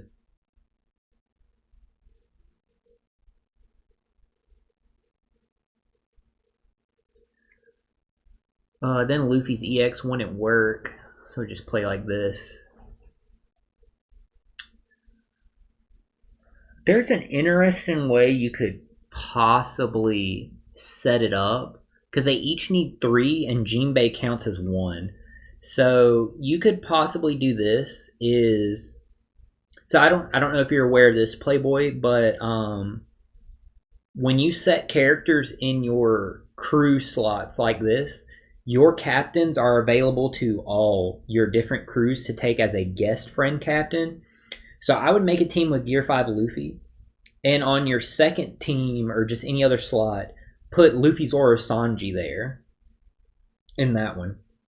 So that way, for all the stuff you're like farming, you can have one Gear 5 and one Luffy Zoro Sanji, because Gear 5 will get credit from that being Zoro and Sanji. You only get count for one character, but with them and Jinbei, now you have two. Luffy and Ace, you'll get with Luffy and Ace. I'm sorry, with Luffy and Jinbei, you'll get two for Ace. So I'm gonna test one like quick experiment for you real quick. Just give me 1 second. We're gonna see if this works. It's only gonna take like 2 seconds. Let me look for like Ace real quick. I know this isn't the same Ace, but this one requires what, 3 characters? This one requires 2 characters. Damn. Okay. But we can still like, I can still do my experiment real quick for you. So if I throw Ace on a team just real quick, let's just see, and like just give me any random Luffy. So yeah, just throw this Luffy on the team. So I'm just gonna like show you real quick and see like if this will help you. Like you might be able to. There's definitely a way you can get both EXs to trigger. So I'm just gonna click on like this real quick just to see, because all I need to see is how it like pops real quick. I think that if you build any team, any kind of team around 2 decks Ace from 10th anniversary, you can clear most of the content. Yeah, just because of the cooldowns that he provides. He's strong anyway, but he's strong anyway, but the double cooldown you get from 2 of them, like yeah, you're off to the races. Like you can definitely get around most stuff, and the flexibility with his teams. So just showing you real quick, Playboy, I think you'll be able to trigger both of them, because if we just take, here you go, like, so this is what I mean, like as a guest captain, like this Luffy where it says guest support captain and it just says One Piece Treasure Cruise not affiliated. That is my Luffy that I have set on another team as a captain. So if I take him, so you see we have 2 Luffys on the crew. Now, if any 2 of the following characters are on there, Luffy, okay. So let's see if this triggers my EX. I think it might. So if it does, you might be like good to go. Yeah, see, EX super ready. Even though these are 2 Luffys, that counts as 2 characters. So what I would recommend doing then to help you clear some early content is I would set my team up like this, and you should be able to trigger both without having to get like that Marco Vista, so don't even worry about it. So set up your team like this. Let me just remove this Luffy here just so I can like show you, Playboy, and you'll be able to set them both up. So put as your captain either Gear 5 or Luffy Zoro Sanji. Set another captain, Luffy Zoro Sanji Gear 5, the opposite one. So that Gear 5 Luffy, because I'm not worried about Luffy Zoro Sanji's EX, that Gear 5 Luffy, he'll get credit for that being Zoro and Sanji. So that's 1 for him. Put like Ace Whitebeard here, Jinbei there. Ace and Whitebeard will be good to go because now you have both of those Luffys. You just saw, like, even though it's the same character, they're 2 different units, they will count. And Jinbei. So your Whitebeard and Ace should be good to go. Sorry, I got like this gnat like keep flying around my face. Now you have Jinbei, Zoro, Sanji. That's 2 that count towards Luffy. So with the size straw hats that you got from starting the game, you can throw like, as long as one of these spots over here is one of them, you'll be able to trigger Gear 5's EX also. So that way you can actually get both of their EXs triggered, and you'll have 1 slot left for whatever like your best option is for a character to put there. So I hope that makes sense, Playboy, and I hope that like helps. But that's the way like I would set it up. And then you can trigger both EXs just to like say, like, just for example, pretend my Ace is Ace Whitebeard. If we do like Gear 5, setting them up like this, just for example, Jinbei, it was the, which Jinbei was it? It was this one. and then like Robin or something. Yeah, setting them up like this, that gives you that free spot there. And that way you would get Gear 5 and Whitebeard Aces EX as long as that friend captain is Luffy, Zoro, Sanji. You'll get the other one. So I hope that makes sense. I know that was like, again, a long-winded example, but there is ways you can kind of like manipulate it to get both of them to work, and it does still give you like a free spot, so you can kind of get the best of both worlds there.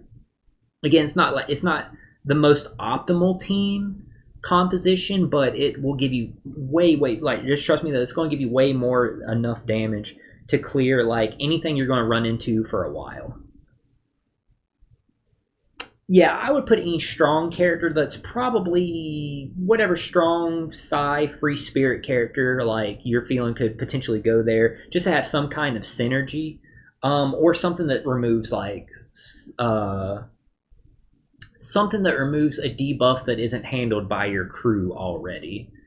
So yeah, just I would fill those last two spots in with at least one straw hat, probably out of those side straw hats that remove some kind of debuff. Like I know Robin removes despair, or something like that. And then yeah, that last spot, either any kind of strong character. Again, I would advise towards a free spirit character just to get the most buffs. They don't even have to be psi, just as long as they're free spirit. They would have like the most damage. If you don't see like a free spirit, they're both rainbow captains, so however you could like make it work. If they're fighter or powerhouse, then they can get some extra buffs from like Jinbei and Ace Whitebeard. So just different options like that. So that's what I would go for. And again, that's going to help you clear a lot of like content that you're going to run into for a while until you specifically need a team comp. Thing I don't like is the new treasure map, blitz battle, and all these things require new units that someone might not have for the point boost. Yeah, that's unfortunately, and I did see your prior comment there. I think that if you build any kind of team around, oh no, that one I saw. I was trying to see like when you're able to beat for the first time blitz battle 13 stars after 2 hours trying various type of teams, felt really good. I agree totally. Like definitely, like once you get a team like built that works like that, beats the hard content that you've been working on and stuff, it feels great. Like I said, treasure maps my personal favorite game mode, and the way Treasure Cruise has gone the past couple years, they have gone towards this point boosted meta.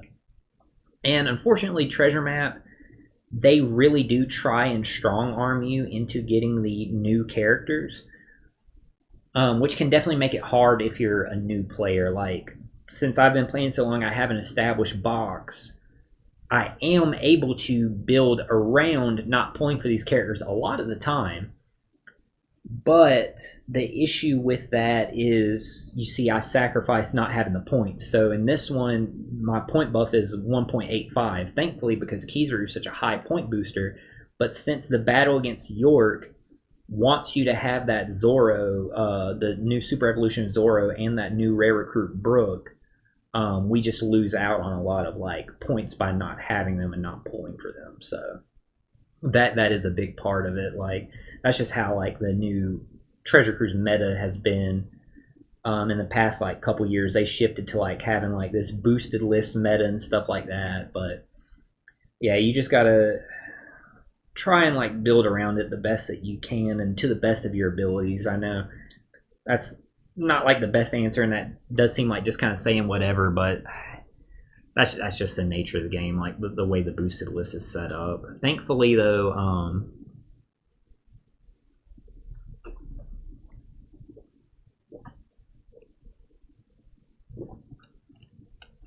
they said for PKA, and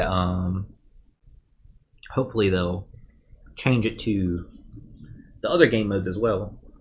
They said they're going to start making it so that the debuting legends for like the PKA are boosted for, I think, at least like 3 months, which is good because after the first month when they're gone, after the first month when they're like their Sugo's gone, I mean, then they enter the tickets that you can get them in. So you have a chance to like get them from red tickets or your limited tickets for better chances to potentially like clear content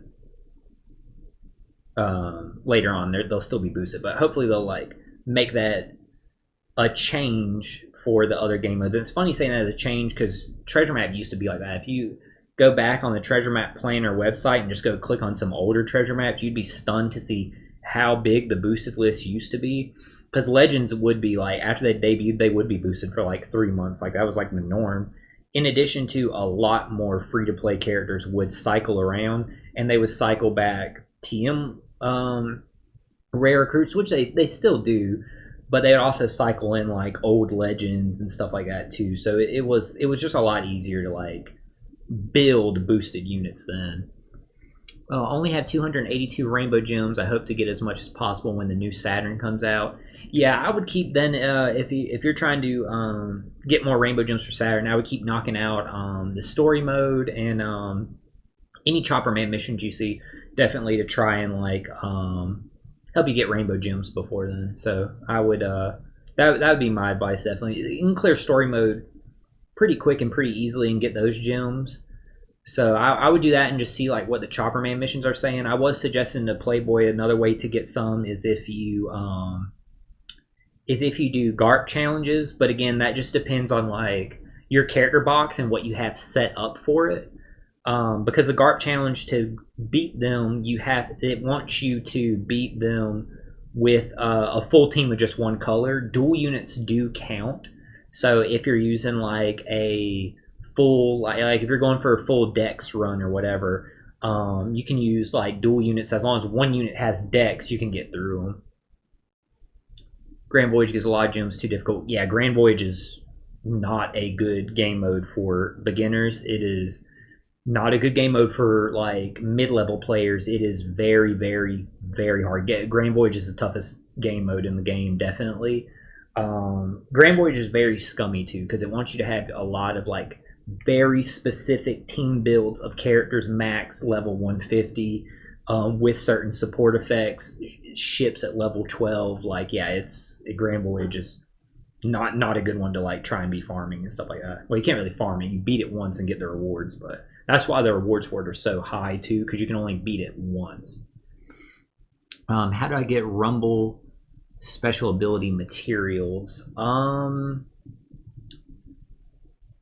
That's a good question because, like I said, I'm not like I mainly just do my daily PvP stuff.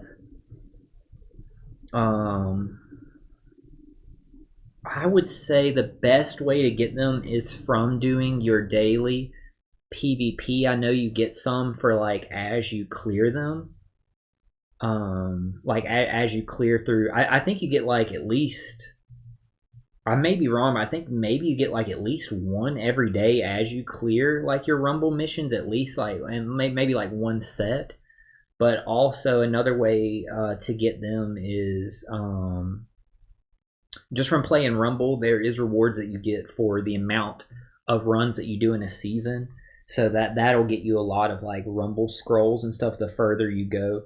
Don't feel like you have to spend gems in Rumble. As long as you're like every day doing your 3 runs, it does add up and you will be able to get to those rewards.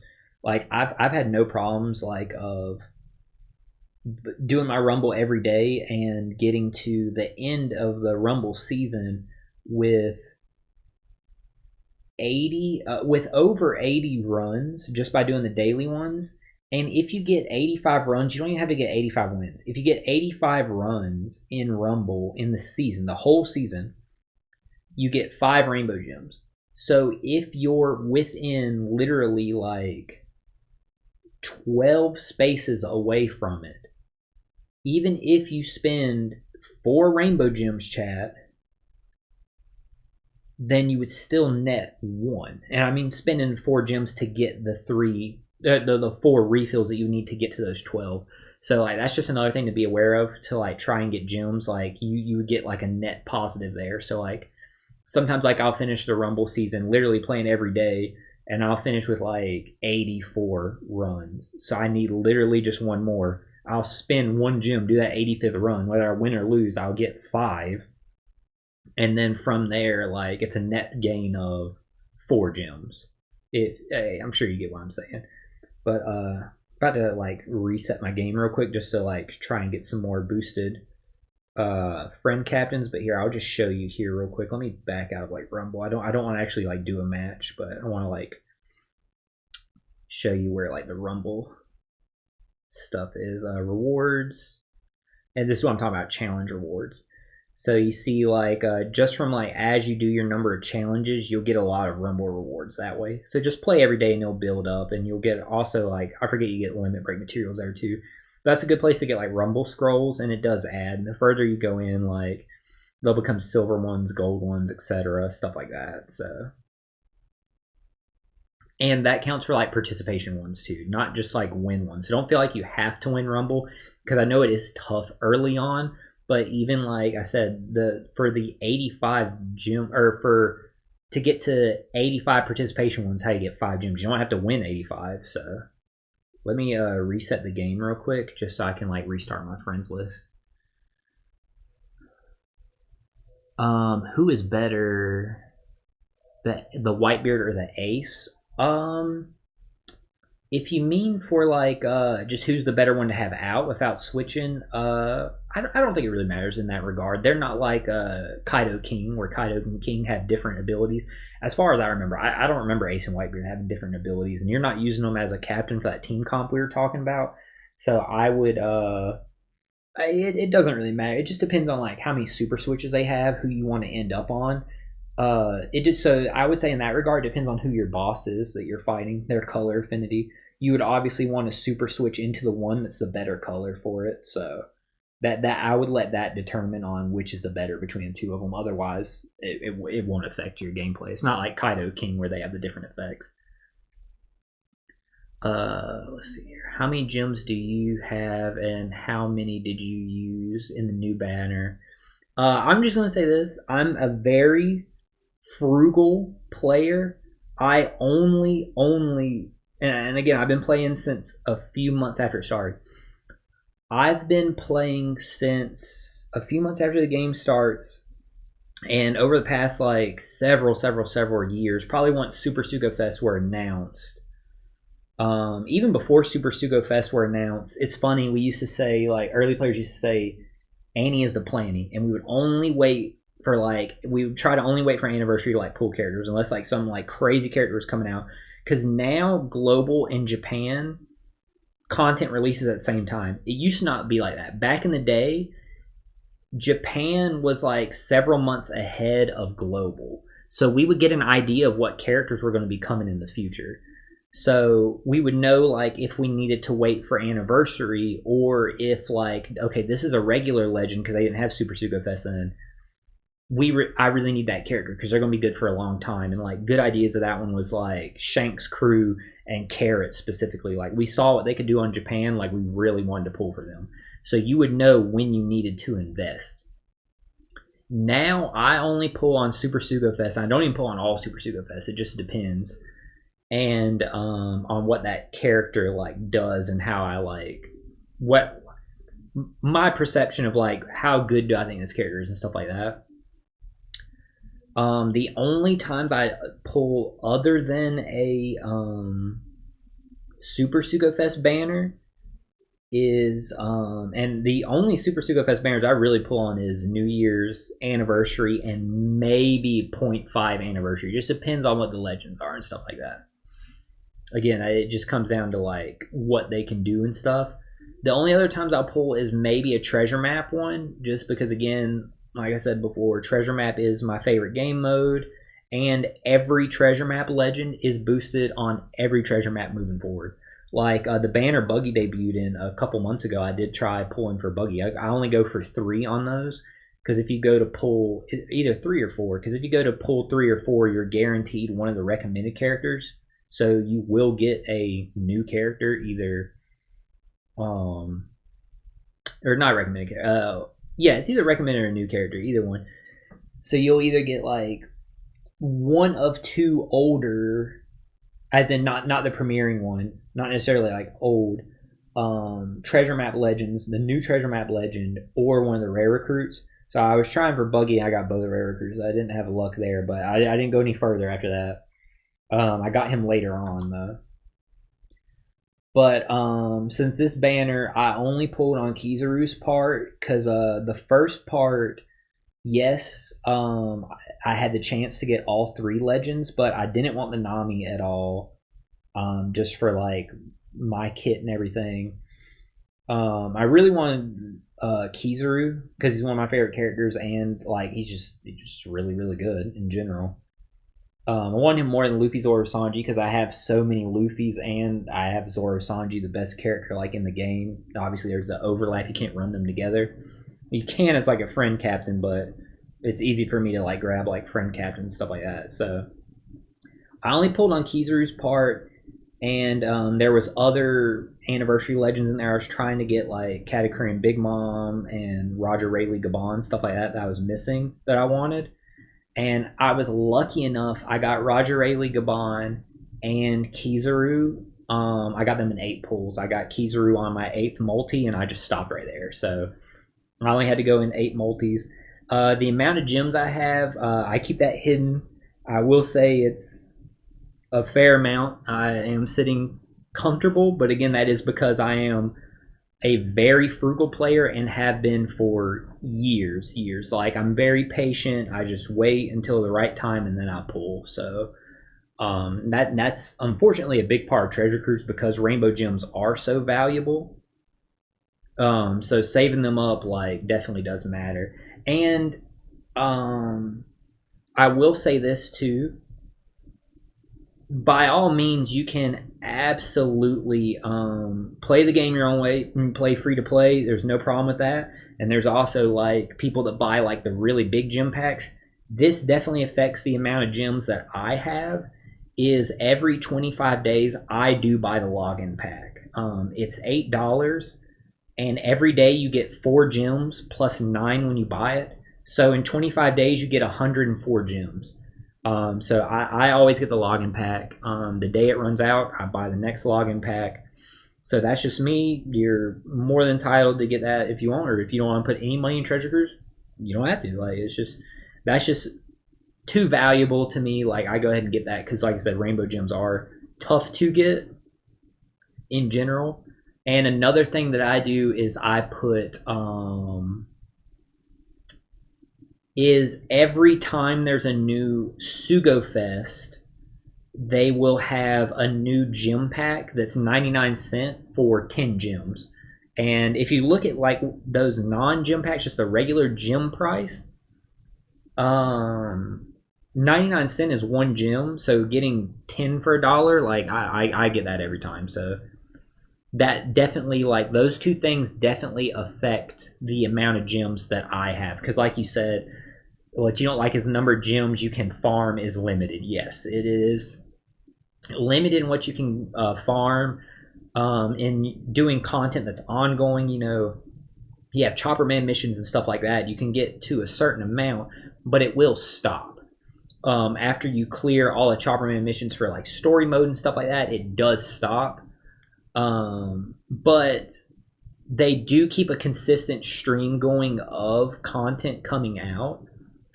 So by doing that, you do keep getting like rankings and like stuff like that. And it's funny. It's like the longer you play, the stronger your characters get, the stronger your character boxes get, which will help you get like further in the rankings and stuff like that, and get more like gems. Yeah, it's that's kind of how it goes. Some people say the rich get richer. Obviously, like I'm a long time player, so again, I have an established character box. I can rank higher in content. Like I'm not like a super in-game player, but I'm definitely an in-game player.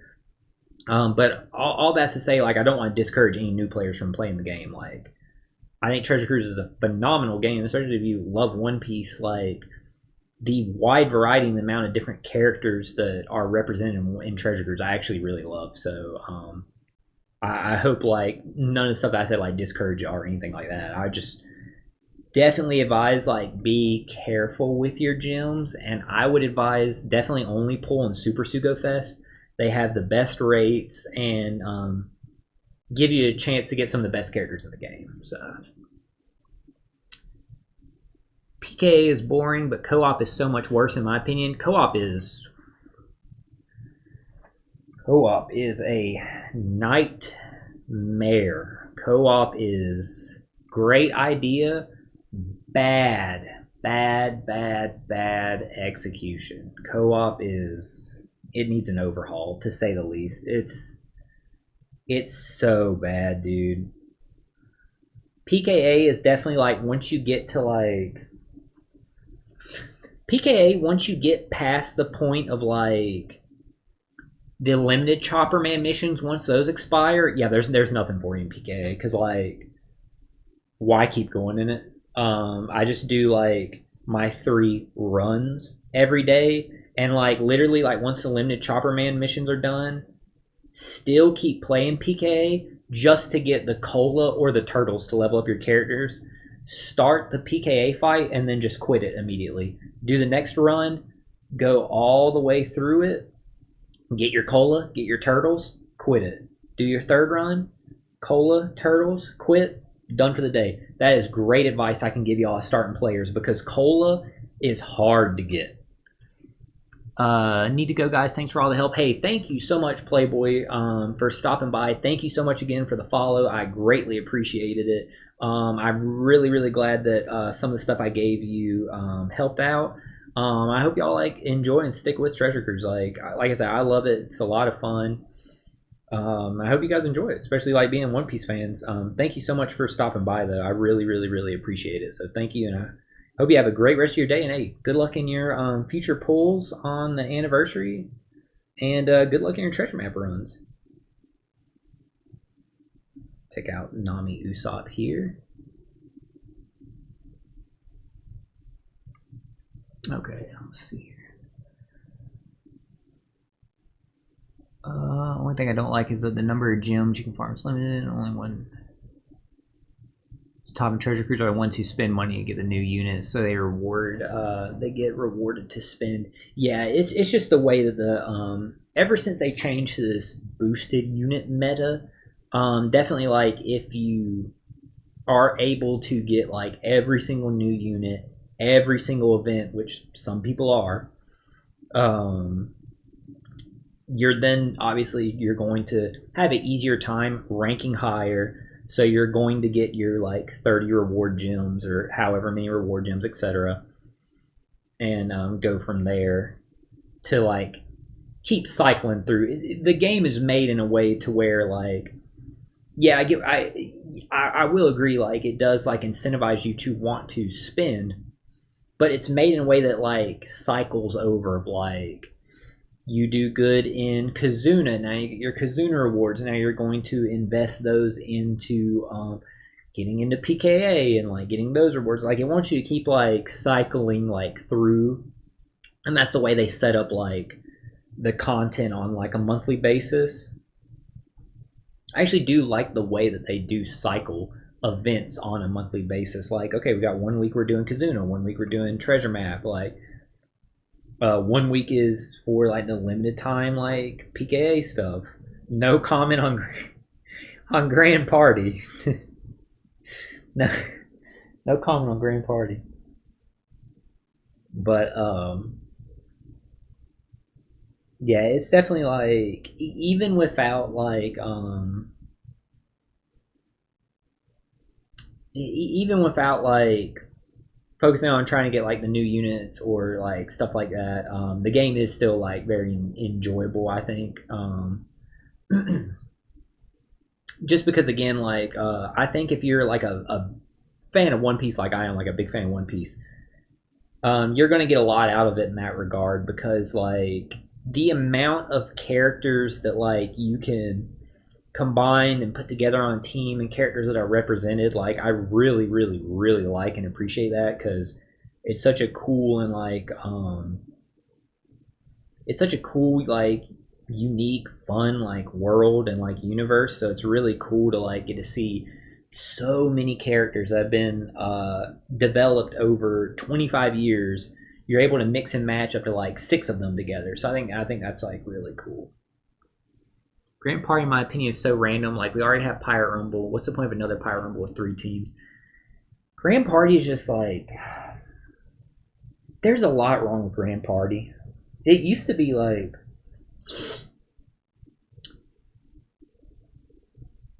game is fun. Thank you for the advice. You helped me out a lot. Thank you, man. Like that really means a lot to me. That like I was able to help. Like obviously, like any player that saw my like treasure map team video, I really hope those helped. And any player that watched a stream, maybe didn't comment or anything, was just like lurking or watched the stream after I upload it to YouTube, for other people to catch and see how the teams work. I really means a lot, like being able to help like new players, because again, this is a game I really like love a lot. So being able to share like my knowledge and love of it with other people and help get them like into the game, or even further into it, like maybe help them like see stuff or realize stuff that they haven't thought about before in the game, like that means a lot. So I'm glad like I was able to help you. And again, your follow, like, dude, you have no idea like how much that helps me out a lot. Like that really means a lot, because I have a big stream like planned for that 50 followers goal, and now we're either 12 or 11 away from it. So I'm really excited about that.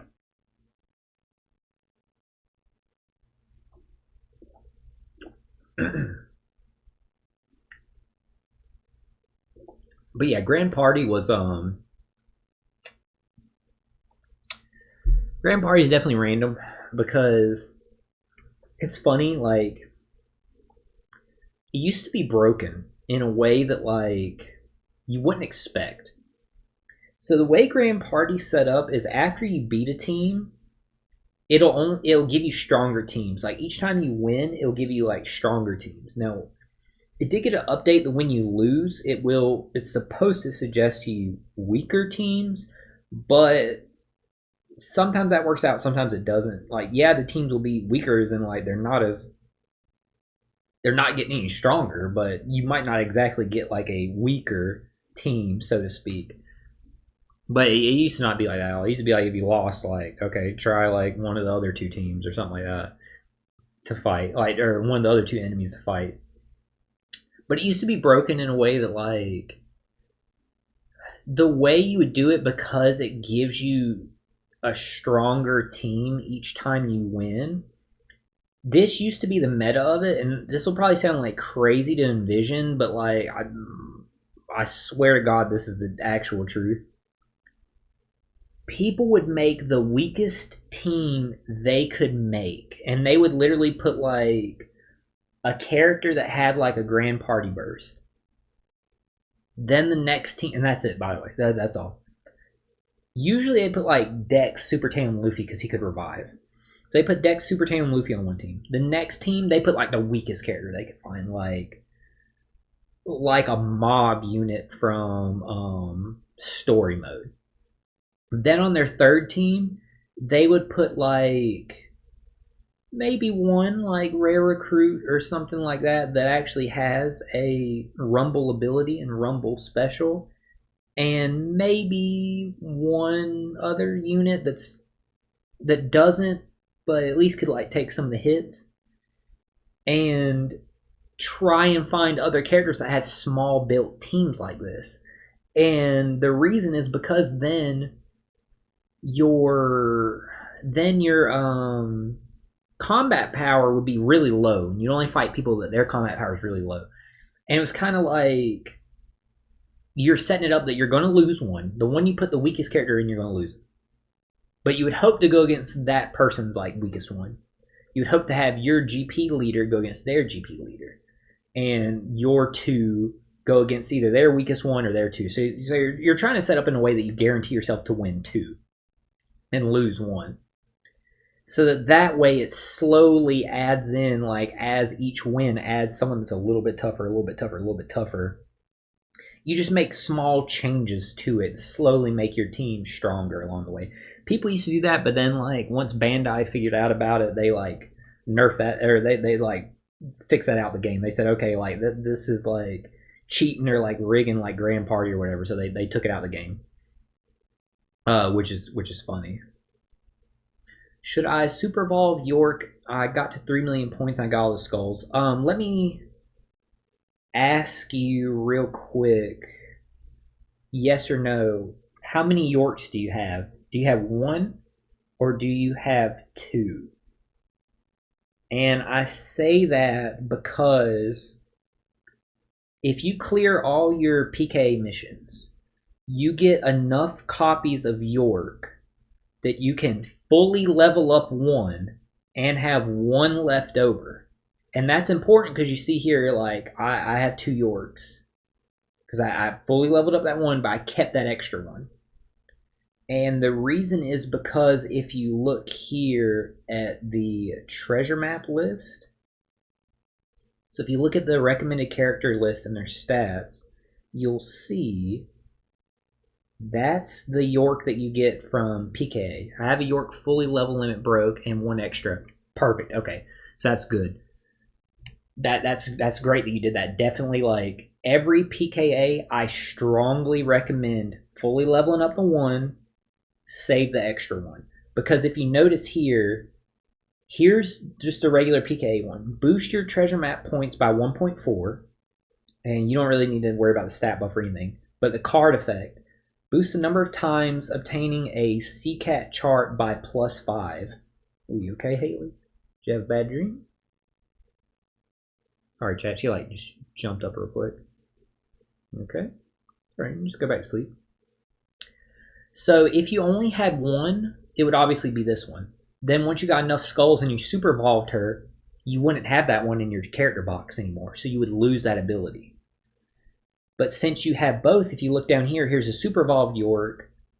She still has a 1.4 buff, but you lose that buff of having the 5 extra turns with your CCAT chart, which the CCAT chart, when you get it, you activate it, every space that you land on, you just get free, like, treasure map points. So that giving you 5 more points, or 5 more spaces of free points, is obviously very valuable. Now, you don't have to have her on a team. That card effect is just for owning her. So just super evolve your one that you have full level limit broke, and just keep the extra one just so that way you still get this effect. So that's definitely like my advice, and that's a big thing that I would recommend. Because once you get to like where I'm at, like New World League, the funny thing is after I super evolve my one York, so these effects are just for owning them. Yeah, where it says like that card effect thing, those are only for owning them. They don't have to be on your team. So sometimes that stuff can get confusing. So I'm going to go back real quick just to like go over it, so I can like show you the different ones. So you saw on my cards down there, I had 4 cards. That's because I have Kizaru. So if you check here, let me go, we'll skip those. Let me just go to Kizaru. So where it says card enhance effect, those are just for owning them. You don't have to have them out.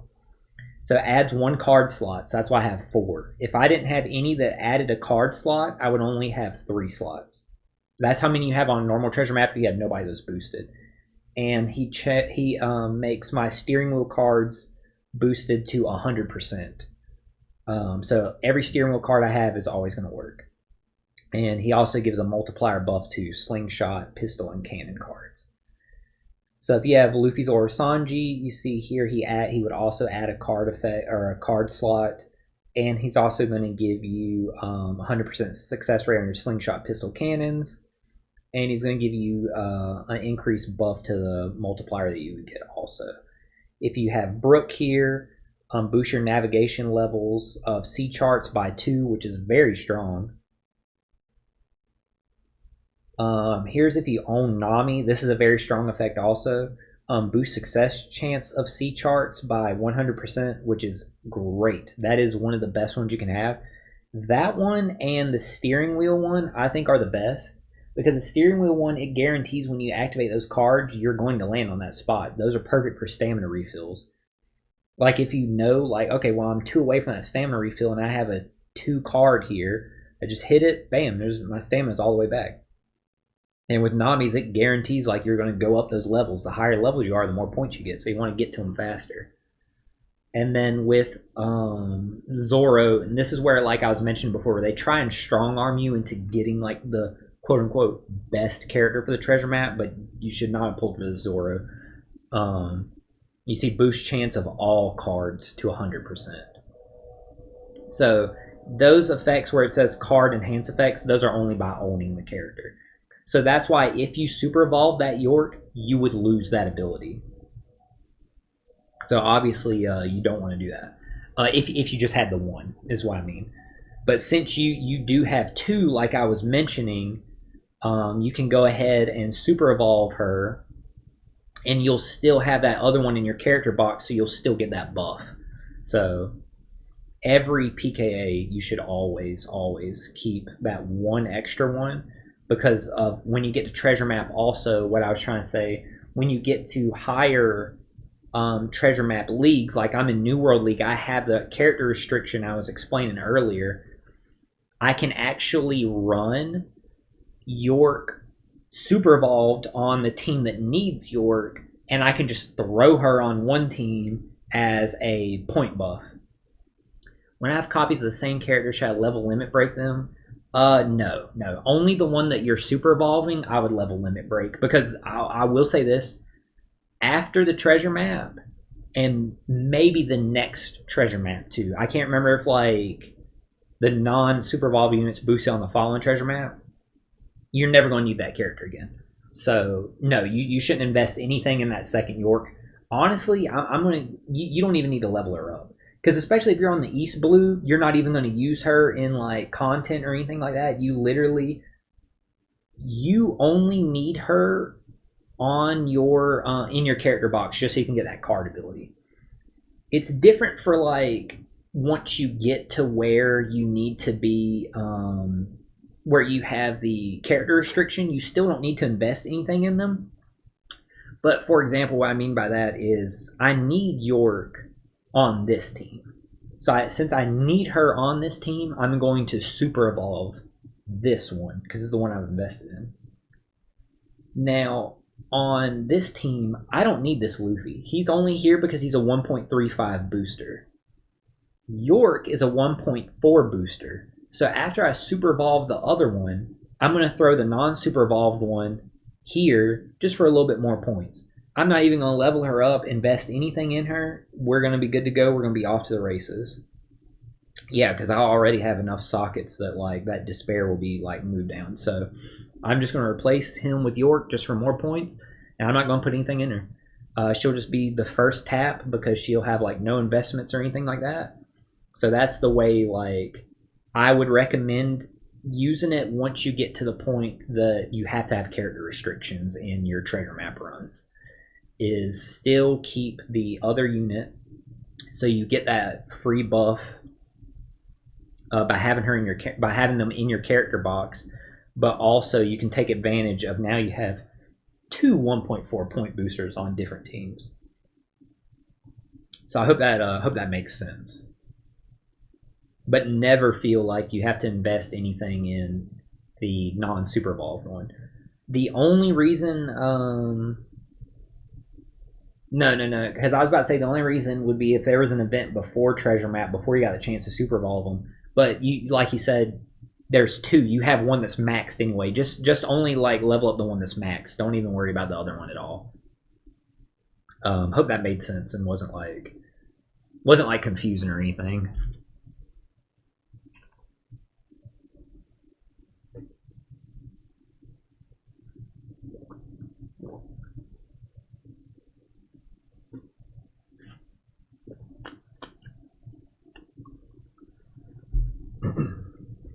You want to go see the birds, Haley? I hear them chirping.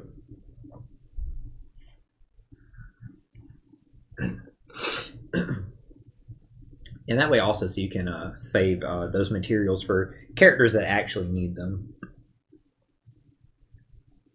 And I don't know if you know this, but when you're playing treasure map, also, by the way,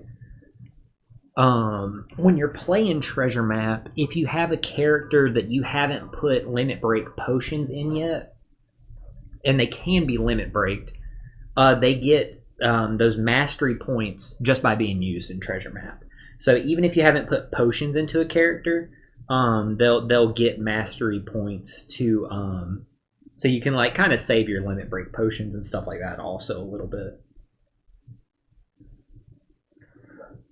So sometimes if there's a character that's boosted, if there's a character that gives boosted points, I might use them on a team just for like the point buff, but I'll also put them on that treasure map team to be like, okay, well, I'm getting the free point buff, but I don't need this character on this team, so I'm not going to like limit break them myself. But I know, hey, they're going to get like free limit breaks themselves just from being there. So sometimes you can like get like benefits like that in that regard too. Of like, hey, they're there for points for me, and also now I don't have to put the potions in and stuff like that too. So because they're going to get mastery on their own. So sometimes like that's a smart thing like you can do too to help you out like with saving like your mastery potions, as you get free mastery when you clear like treasure map stuff. Yeah, no problem. I know some people might not know that because they'll try and limit break their characters before they go into treasure map, and sometimes you need to because you might need that character's potential ability or their crewmate ability. But if it's a character where it's like, okay, or if it's a treasure map fight where you're like, okay, I've cleared all the gimmicks on here, I have a free space. Hey, this character's boosted. I haven't done any kind of like limit break or investing in them. Let me just throw them over there, and then we can go ahead. Because I do have some characters that are like level 1, but their limit break mastery is max because like I ran a whole treasure map like just using them for a boosted unit. So whenever I actually do need to use them, like they're all it takes is just to limit break materials, but I can save my potions. Let me just knock out York real quick, and then I see you did that other comment there. Is it normal to level up a character to level 150 you need a lot of experience? Yes, yes. Getting to level 150 absolutely requires a ton of experience. I don't have too many characters at level 150 myself because of the investment for how much it takes to get that character from 99 to 150. And also the amount of berries that it requires for that to like to keep leveling up. Because the higher the level of the character, the more berries it costs to like get them leveled up too. So that's also a big part of it. So it does take a ton of experience to get a character to 150. You really starting out, you really don't have to worry about getting a character to 150. It just because like it definitely makes a difference between 99 and 150. Don't like think like it doesn't or anything like that. It's just that the content that you would need a character at 150, you're not gonna like be worrying about too much like starting out early in the game, because you really only need it for like Super Boss Kazuna, really high level PvP, and definitely like I was saying like Grand Voyage, just because of how hard Grand Voyage is and stuff like that. So don't feel like you have to be like getting characters at level 150 just because it is a big investment, like as I'm sure you saw. I only have a certain amount of characters at level 150, and the ones that I have at level 150, I basically have one of every color and then one of every of all 5 rumble styles at 150, and that's because of the co-op quest Chopperman missions, where every co-op quest at the bottom you'll see like 5 missions that'll be like clear chopper or clear co-op quest with Asta, if you want to sit up here, you can sit beside me here. I'll move the iPad onto my lap. You can sit right here, buddy. One second, just trying to see what Asta's trying to do. Let me cut off the iPad real quick. Actually, I don't need it right now. You can come sit up here on the couch if you want. So there'll be Chopperman missions during co-op. There's usually 5 of them, and it'll say it'll pick one of the 5 colors for that month, and then say, I'm sorry, I totally blanked here. Who are we fighting? Luffy's Orzanji, okay. Yeah, it'll just pick one of the colors for that month.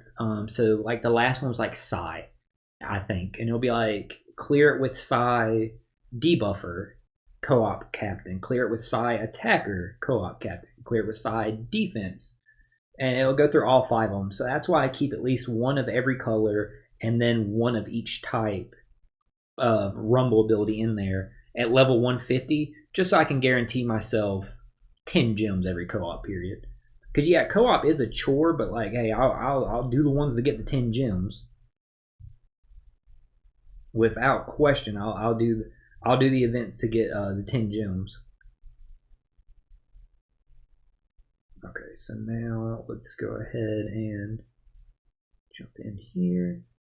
I outside that though, I do have a few other characters, like specific characters that I know are like really good at like level 150. Like my carrot might be level 150 just because like she's so good. I use her like all the time. Like characters like that I know like I'm gonna use like a ton or just gonna be good for like a long time. I always use. I think like my Robin Jinbei might be level 150 because I use them so much.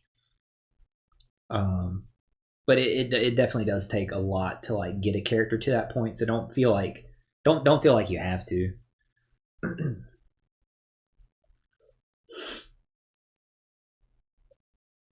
I think on like my main Rumble teams, any characters that I have on them that I can get to 150, I did. Like on my quick team, I know I got my Guild Tazara to 150 and my versus Akainu to 150, just because like just because like the strength that they have just made them like better, gave them more health and more attack. Like why not? Chew and Asta. I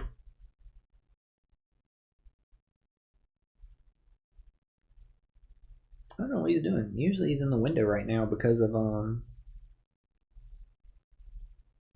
Usually he's in the window right now when the sun's out, but he seems like kind of restless. Like he don't know what he wants to do.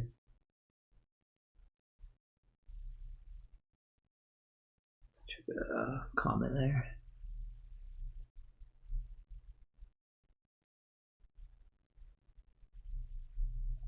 Really feel like that you must have at least 3K, 3 to 4K gems because you seem to farm all the events.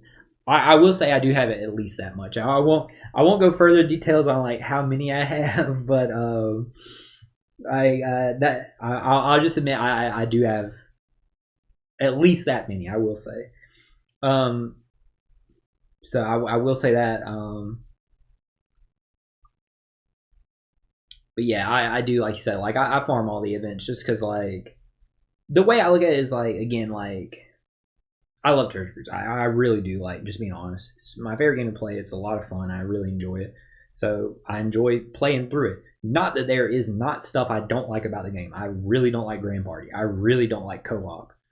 But I will play those game modes smarter for me in a way. So like co-op, for example, because like I really don't like co-op.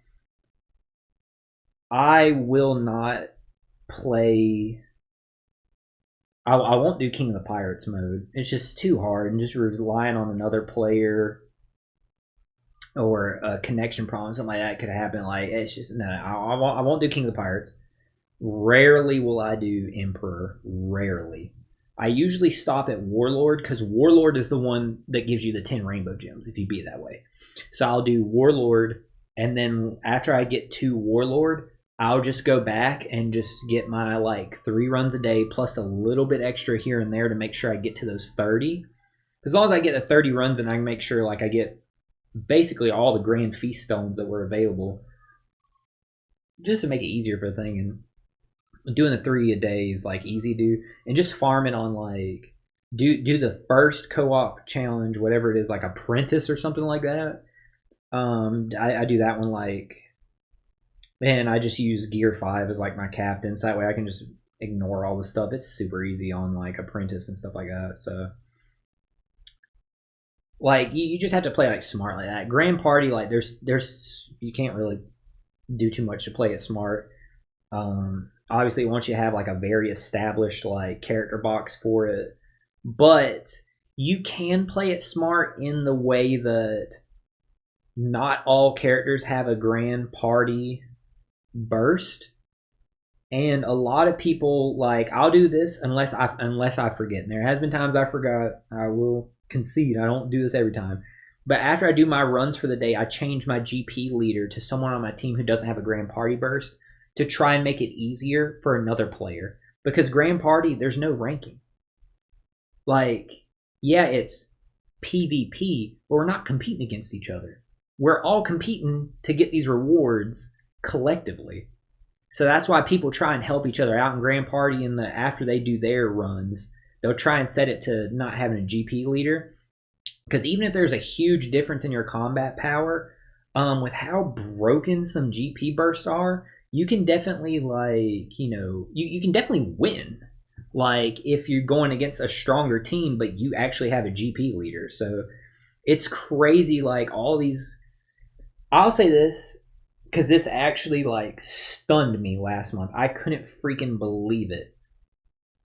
As hard as Grand Party is, and as much they're pushing the character tag meta, I think Grand Party's going to be better now with the character tag meta because the last month where it said if you have like a Navy leader or 4 Emperors leader or something like that, whatever. I know 4 Emperors is one of them. You'll get all these buffs and you'll get an extra GP burst and stuff like that. So I said, okay, well, I'll try using Kaido because I've seen a lot of people using versus Kaido. I've never used them before as a leader. Why not? I'll take them. I've got my ass kicked by them before, so why not? So I put together a team, set up him as a leader and stuff like that. That's the first Grand Party season I've ever got 15 wins. I couldn't believe it. I only had one loss. And that one loss was fighting someone where I said this could go either way, and they won it. So I could have rematched them, but I just went and I picked someone else just because I was like, you know what, I don't want to risk it. Let's just try because I'm like kind of cooking right now, Kaido, and yeah, there's definitely like I couldn't believe it. So I think Grand Party is going to be more accessible to people by having it set up that way with a character tag system because it's going to cycle through like certain GP burst will be like I just feel like it's just going to be better moving forward. Like it still needs a lot of work. It's not a perfect mode by any stretch of the means, but I think it's going to be better. I feel like I almost lost 1,000 gems on a new banner, but I'm not sure because I found a lot of good units, even if I don't know many. Well, I will say this: the anniversary banner, it was a good one to invest in. There was a ton of like there was a ton of like great like units that were debuting. Like all 3 units, they all bring something to the table. Yes, Nami was my least favorite, but she's not like terrible by all means. Trust me, there's terrible units. Like there's some bad ones. Nami isn't bad. She definitely has a place on the team, and she does synergize well with like other characters. So I'm sure like getting the new units stuff like that. Any units that you got, especially starting like I'm sure like you're definitely able to like pick up some. Like I say, even if you don't know how many good units you have, it's really hard to say the value of a unit until you see like what a content is that they're needed for / work for. And what I mean by that is people will say like Roger and Odin are bad. They only focus on like quick and slasher. They're not a good unit. Like people say that like all the time. Roger and Odin, if you don't have Zoro, are god tier for this. Like they're so good. They're made for this. They're perfect.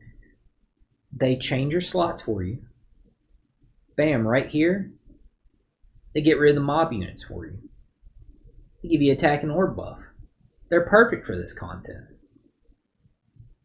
So it just depends. It's saying like I totally get what you're saying. Like might not even know how many good units I had. I totally get that because it's situational. It just depends on what kind of content, what kind of like battle you're going into determines how good that unit's going to be, obviously. So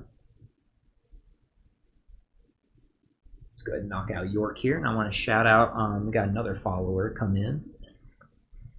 Red posters. Hey, thank you so much for the follow. I hope you were able to get some red posters on the 11th anniversary, my friend. Thank you so much. I believe we're now either 11 or 10 followers away from our 50 follower goal, which is super, super, super exciting. Because once we get 50 followers, what we're going to do is we're going to have a special stream when we get to 50 followers goal. Well, a special playthrough, say. Oh, we just got another one to Mo to Glory. Thank you so much for the follow. Now we're definitely either 10 or 9 away. So thank you. Thank both of y'all so much for the follows. Greatly appreciate it. Once we get the 50 followers goal and finish up one of the 2 games that we're playing through right now, we're going to go ahead and start a new special playthrough for that. So thank y'all so much. We're so much closer to it. I really, really, really appreciate that. Thank y'all.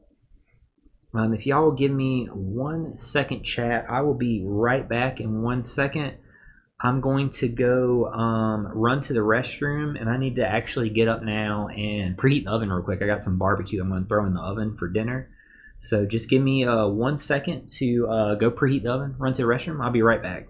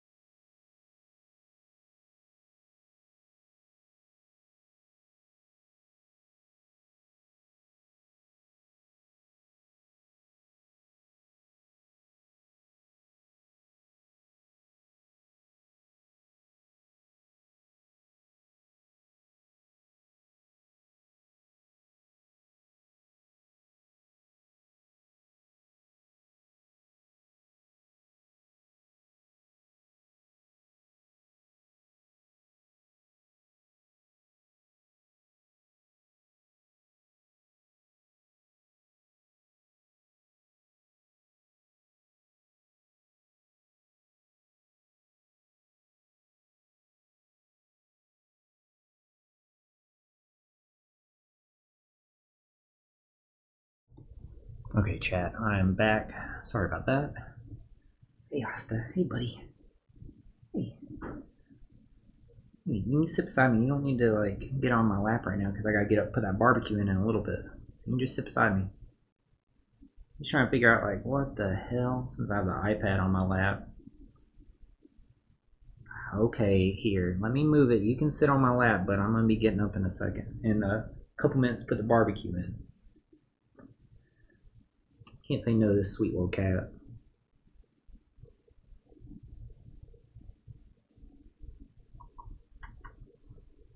Couldn't say no to this little guy. Yeah, thank y'all so much, Red Posters and Motu Gloria, again for that follow right before the right before I ran to go preheat the oven and stuff like that. I greatly appreciate that. That's really, really awesome, guys. Oh, I didn't even see that last thing you said there. My bad, Lighter. How can I farm PKA? I reach level 80 and continue to lose. Reach level 80, continue to lose.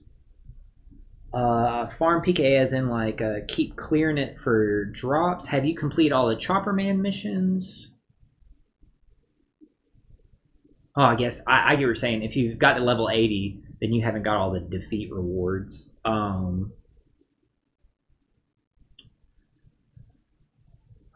It's tough to say just because of like not knowing exactly what units you have. Are you in the OPTC Discord by any chance? Because they post 10 of the 50 missions. If you're in the OPTC Discord, you're not in it. Okay. I would say if you check, I would say the best thing to help like with finishing up PKA, depending on whether or not if you want to join the OPTC Discord. Ouch! Watch your nails, Asta. Is I would specifically either search on YouTube just for like the good team options that they post, like for like if you don't have like the newest units or stuff like that. I would probably check Stump D Gotcha on YouTube. Every event he posts like a good bit of teams for every event, ranging from here's if you have the new units, here's if you don't have the new units, here's if you have units that are more recent but not exactly a new batch. So he can give you like a good variety of like different teams that you can build, and he should be able. He's usually pretty good about having like PKA ones like that set up for the different like intervals and stuff like that to help you like possibly beat it once you get to like not just 80 but 100 plus, because I know once it gets to 100 it doesn't, the gimmicks don't change. So I would recommend checking his out. He's sweet boy.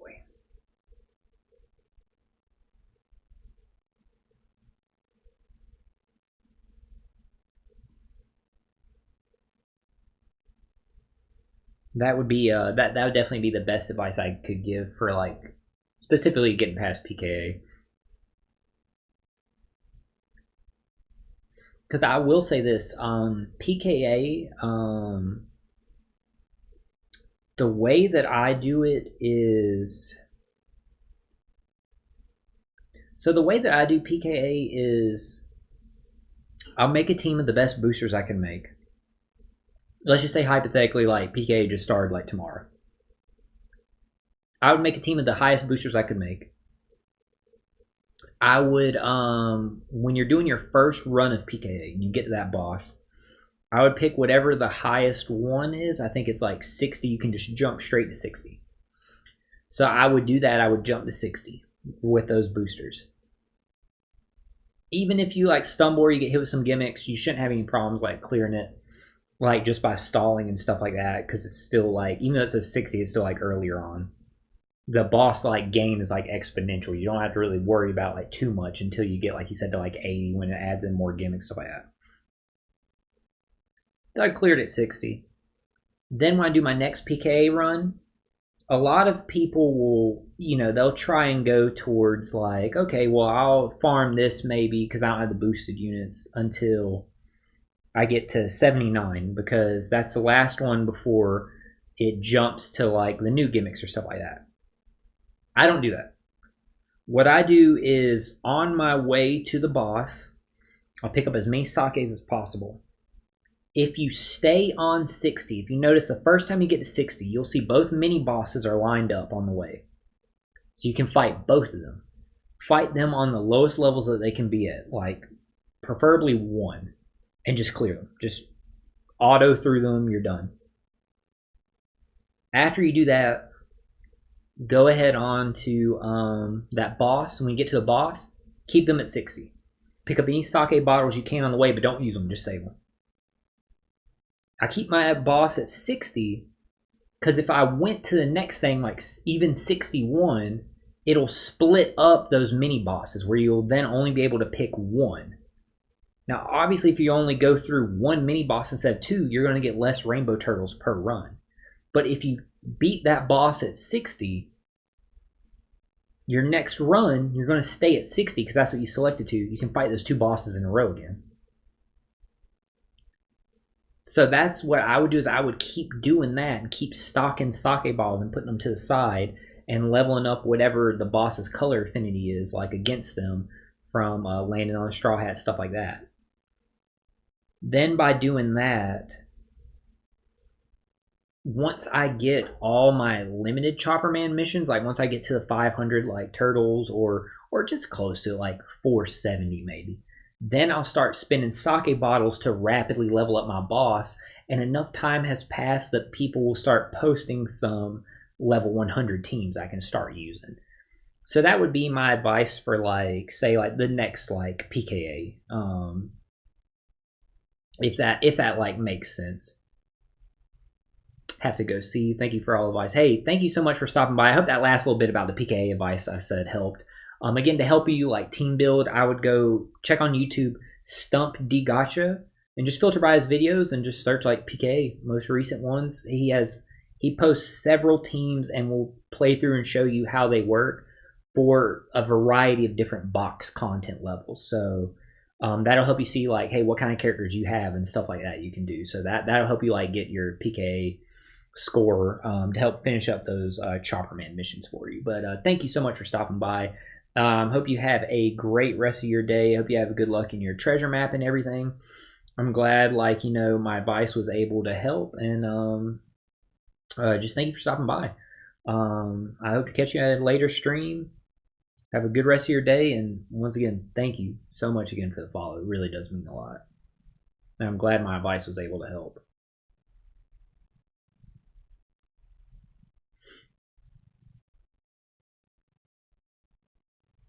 All right, chat. We're going to finish this run. And then I say what we do. How long have we been streaming? Just over 3 hours. We're going to finish this run. And after I finish this run, just think about it. One last question. Does the game have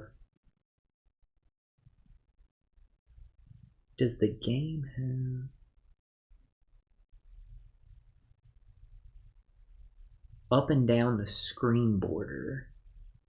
Is there a way to remove it up and down the screen border? You mean like at the very top and at the very bottom, like underneath, like how I have mine like cropped, like you can't see, but past Monet here, there's that border at the bottom. Is that what you mean?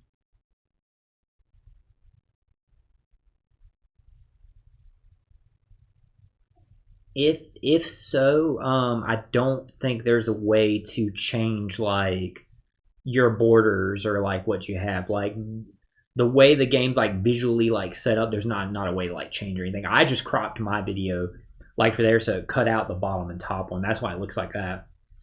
But just to like make it zoom in some more on like the gameplay, and like I said, hide like my profile information on there. But yeah, you can't like unfortunately you can't like edit it any further than that. like I said, I'm only editing like the video afterwards. But yeah, you can't. Not that I know of. There's any way to remove like any the borders at the top and bottom or anything like that. Unfortunately.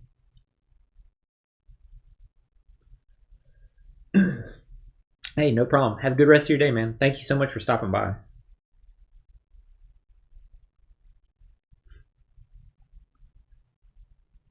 Man, chat. Because I've been like talking so much, we might go ahead after we finish this run, and we might wrap up the stream. Just so I can go put this, get this barbecue ready to go into the oven, and I gotta get me like a cough drop or something, some more water, because my throat is. I'm sure y'all can hear it in my voice. It's starting to like. I feel like I'm starting to like lose my voice or stuff like that. We've been running our mouth this stream, and we did just stream last night. Like we usually don't stream during the daytime. Like we only do when we're playing like Treasure Cruise and stuff like that. But or do a lunchtime stream like this. We only do when like we're running through like OPTC or stuff like that. So it's funny. It's like I was literally like doing that long SAO stream last night talking. It wasn't really that long. It was like a normal stream. It was about this length. Doing the SAO stream, like talking and stuff like that. Went to bed, woke up and started like running my mouth, like talking, like streaming like this. And we've been doing a lot more like talking because there's like obviously unlike playing the JRPGs, there's no cutscene like break like that. So that's why we're doing like so much more talk in this stream. I think I need to. I'm gonna go ahead and like take a break here, or call it here after like this run. Now that we've cleared it, and just so I can go like put this barbecue in the oven and yeah, rest my throat. Because obviously, when my wife gets home, I want to be able to talk to her. I don't want to just have like no voice. So we got 1.89 million points in our runs while we were streaming. It's not bad. Not bad at all. Let's see where we're at. We're at nav level 15. So we can go ahead and we're going to stop here now. And thank you so much to everybody who stopped by for the stream. It was a lot of fun. It was a lot of fun, and like I can't explain to y'all just how like thankful I am that we got 1, 2, 3, 4. Let me check. 1, 2, 3, 4, 5 new followers. Yeah, thank you so much. Again, Playboy, Hokazu, Meister, Red Posters, and Motu Glory. Thank y'all so much for the follows. Like it really does mean a lot. It got us so much closer to our goal, so I'm super excited about that.